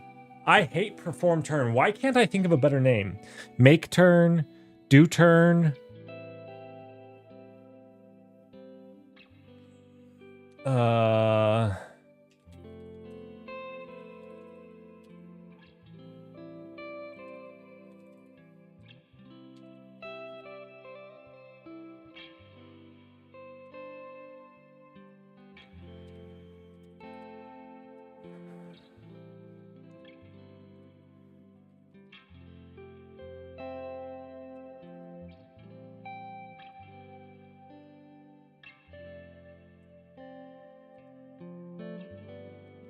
And then this would just be another match.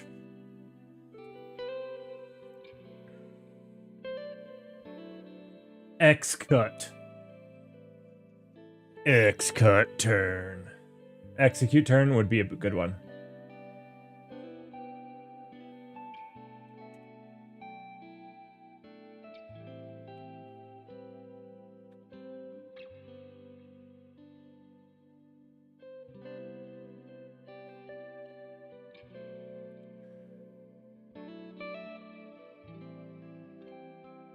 I was just teasing you. I misspell more than anybody else here. And the worst part is I don't even know I've misspelled something. So, like just earlier, I used the German form of skizzers. Yeah, execute a tur. You know what I'm going to execute as a turd later today. Been working. I am so sorry. I am so sorry. We'll move on. We're going to move on. Let's see this. We can do this.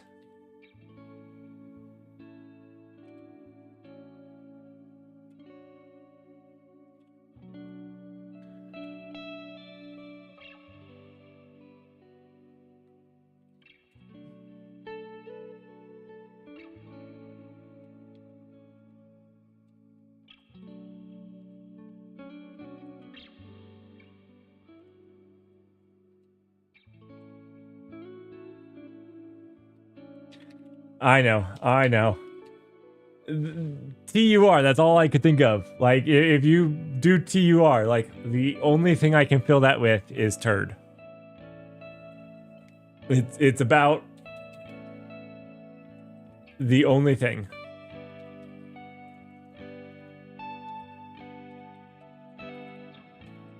I'm just a dumb American, so you have to forgive me. I'm not fancy with my British culture. Otherwise, I would have come up with turpentine or tutor. Turder. Oh, it would be a turder. Gosh dang it. See, everything to me comes back to a turd.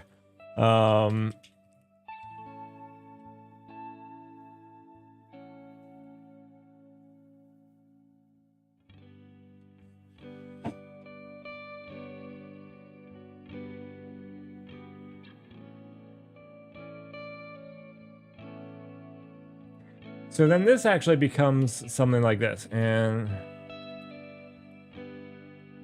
the Anthropic agent, this would be the OpenAI agent.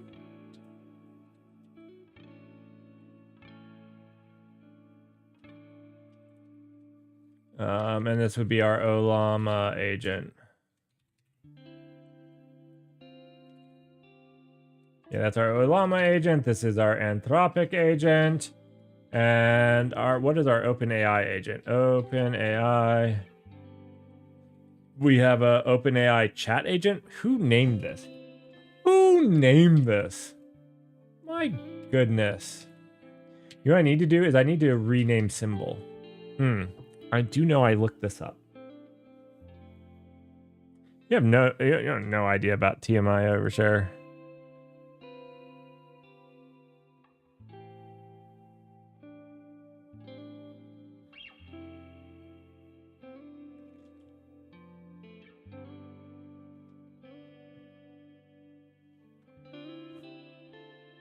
Okay. Okay, I'm going this way. It's such a simpler way than the trait. I need to do better about the traits though. I think that part of it is I never use the trait because I go down this path. And then I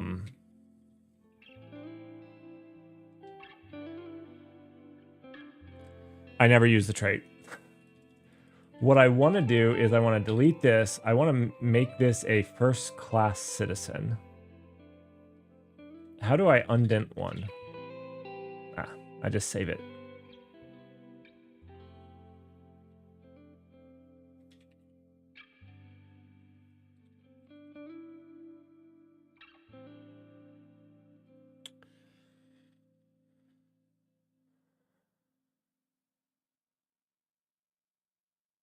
Oh, this needs to be part of the OpenAI chat agent.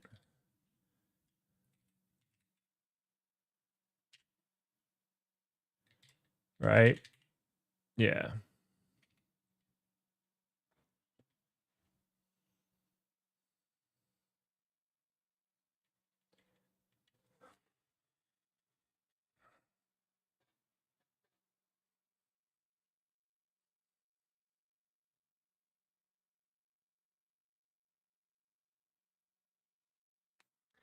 Okay. Okay, this is good. This is good. Now we just got to update the rest of them.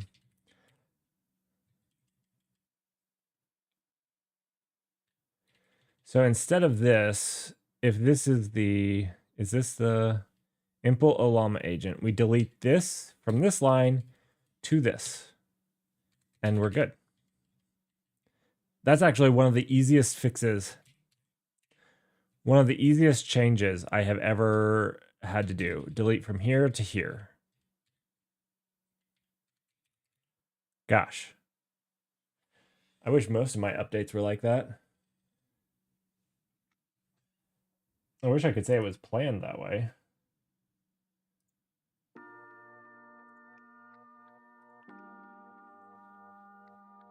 Okay, let's see. Agent.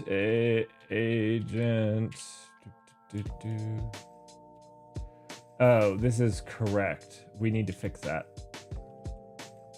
How do I rename under the variable in Z?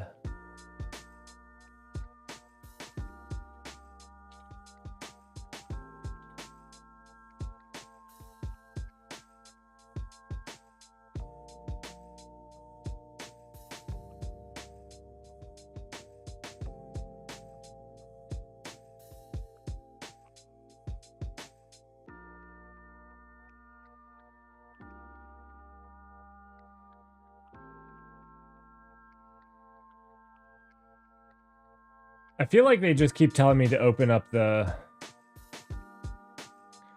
let's see.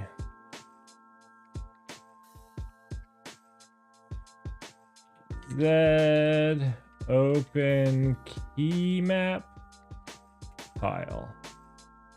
No. Okay, so this is good. I wanted this. All right. But I wanted Z open key map. This. Yeah. Oh, wait, what was I trying to do? Oh, rename.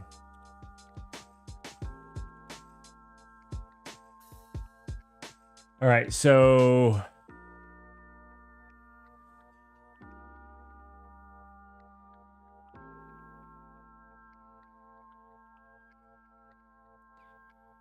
when Vim operator is equal to C, it's D. When Vim control and not menu, it's GRN.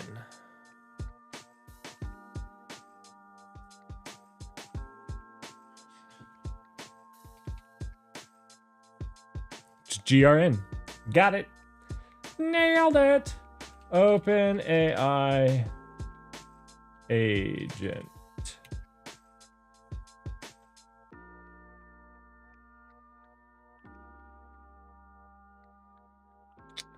Yeah, how do I accept?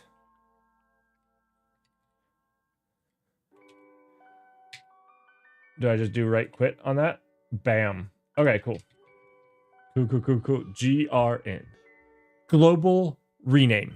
That's how I'm going to remember it. I think that's probably what it stands for. GRN, global rename. I'm going with it. That's the only way I'll remember it, is if I go with it. Okay.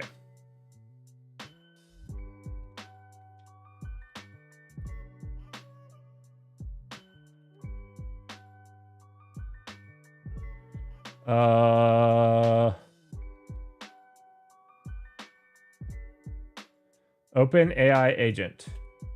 Open AI agent. This should be working now, right? Does it not get imported now?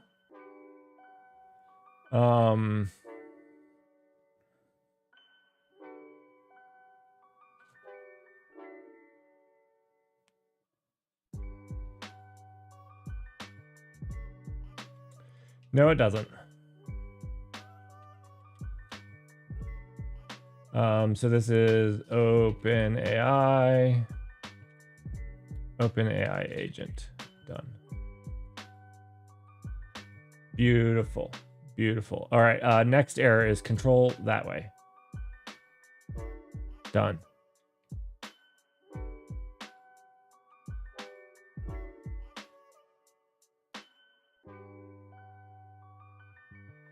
Unexpected unit variant or constant found tuple variant.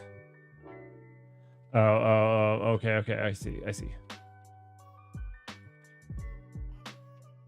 What they're wanting is done.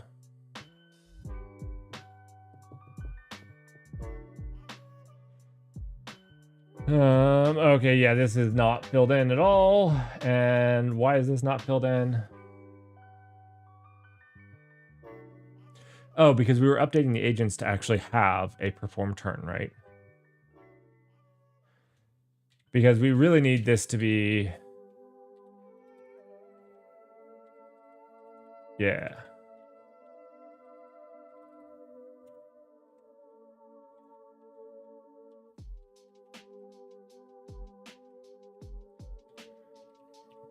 And then we can just do agent dot execute. Why is this perform turn? Who thought of this? It needs to be an execute.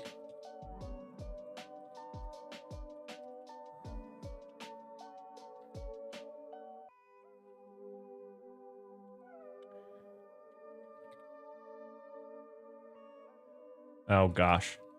Oh gosh, who named these?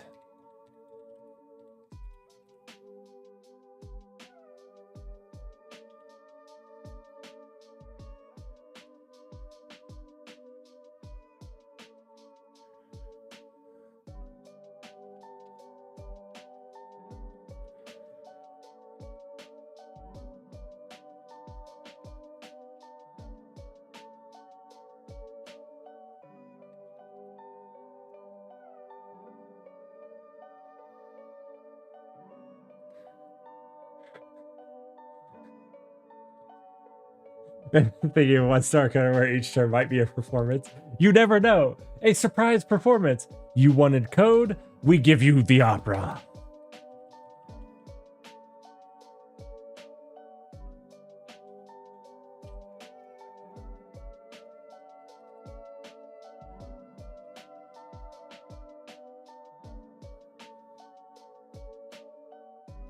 Why is that impl anthropic agent? What have we done here? Did I accidentally... I have no idea. I screwed something up there.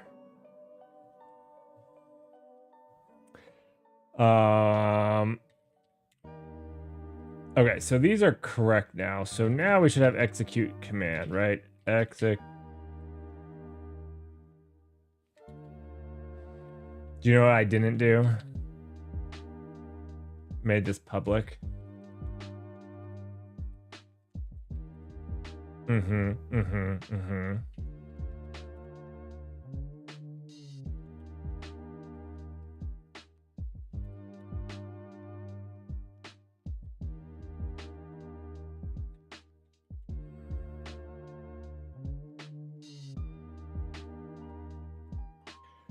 Okay.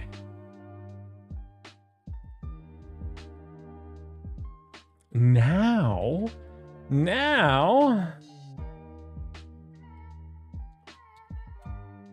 Oh my goodness.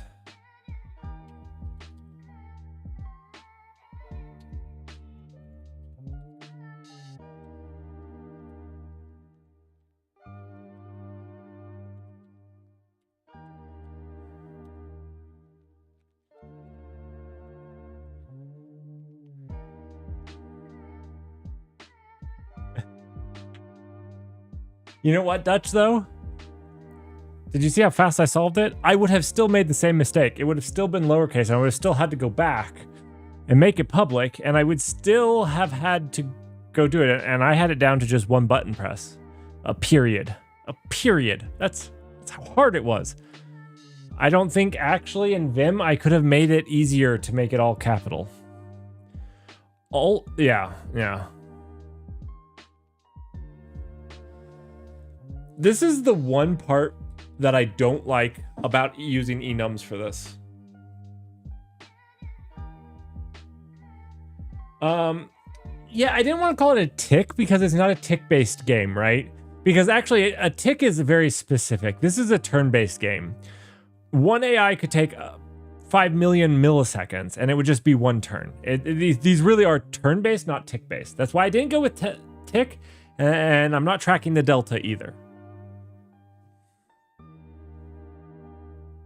That was my reasoning, at least. That's what I tell myself so I can sleep at night. This is what I don't like. These are all the same. And this is the one thing, and maybe I just don't know a better way of doing it. This is the one thing I don't like about the enum way. Now, it's super powerful because we can do something special for these. And actually, when we were solving consensus the first time, we actually leveraged this highly to do special things for special things. Like, we didn't pass everything in. You know, if you're a follower, you don't get the ability to do stuff. Like, you don't get the ability to write the log, or whatever it is. And so, like, we leveraged it to be powerful. But in this case, we actually just don't want it. Like, we just want to, it's the same function call on each one of them. This is the one thing that isn't solved cleanly with the enum.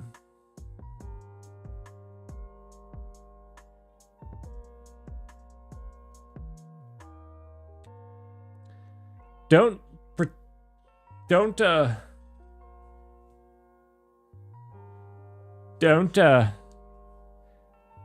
confuse confusion with leniency. Yeah, there we go. Confucius 2025.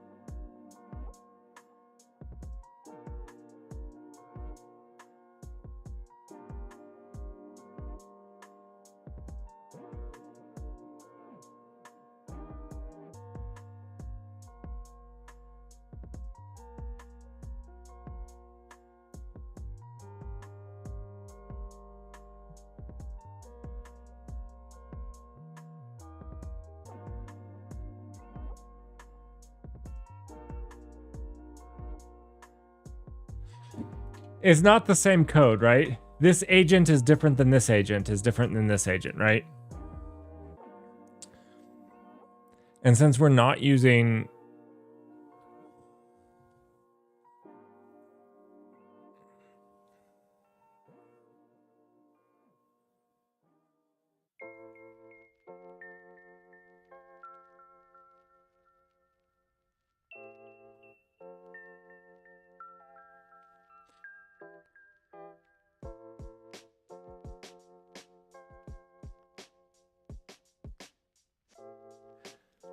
except we don't have a trait, right?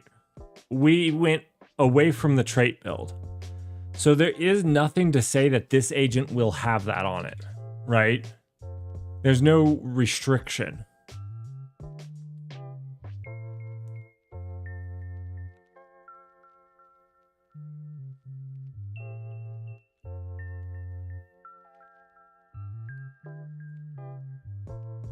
I'm sure that there's a fancier way to solve this. This is my dumb way. I'll have to look it up though. 4 hours into a programming stream, I'm not gonna attempt that.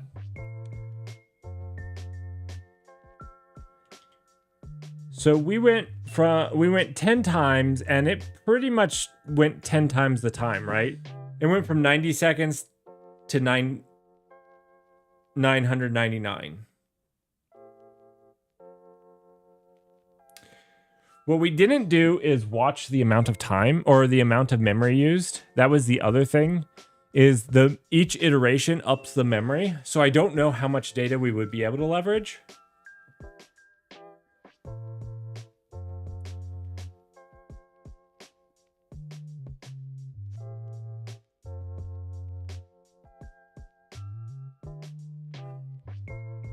So we're doing inheritance polymorphic, kind of.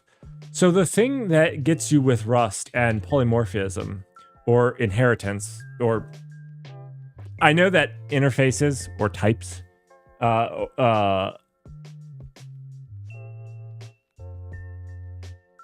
thing with an interface is you don't know the size of it. And so when you start using that, you have to start passing around boxes of that type, right? So that it's a known size at compile time. And you can do that. It gets a little messy in my opinion, especially with like then an array of these boxes of things. And then that's when lifetimes really start getting messy. So this is my fun way of getting around not having any of that complexity. And there are some times when it's really nice, but in this case, it's just repeated code. I need to look this up. I honestly need to look this up. This is like AmericHack. Togglebit probably could explain this better, and he probably has a better way of doing this. So I'm gonna ask Togglebit. Anyhow, that's probably it for me today. I'm kind of exhausted. You guys exhaust me. Did you know that? Did you know that? You guys don't exhaust me. Streaming exhausts me. You guys not being here, I'd be exhausted.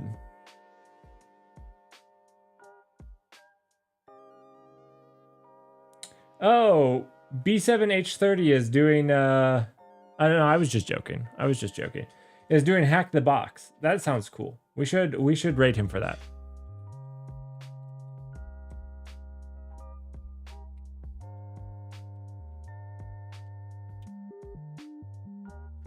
Thank you everybody that joined, that explored the things we explored. And I appreciated having you out. Hopefully you had fun. Hopefully you learned something. And I will see you all next week. Have a great weekend. Have a great next week. Bye.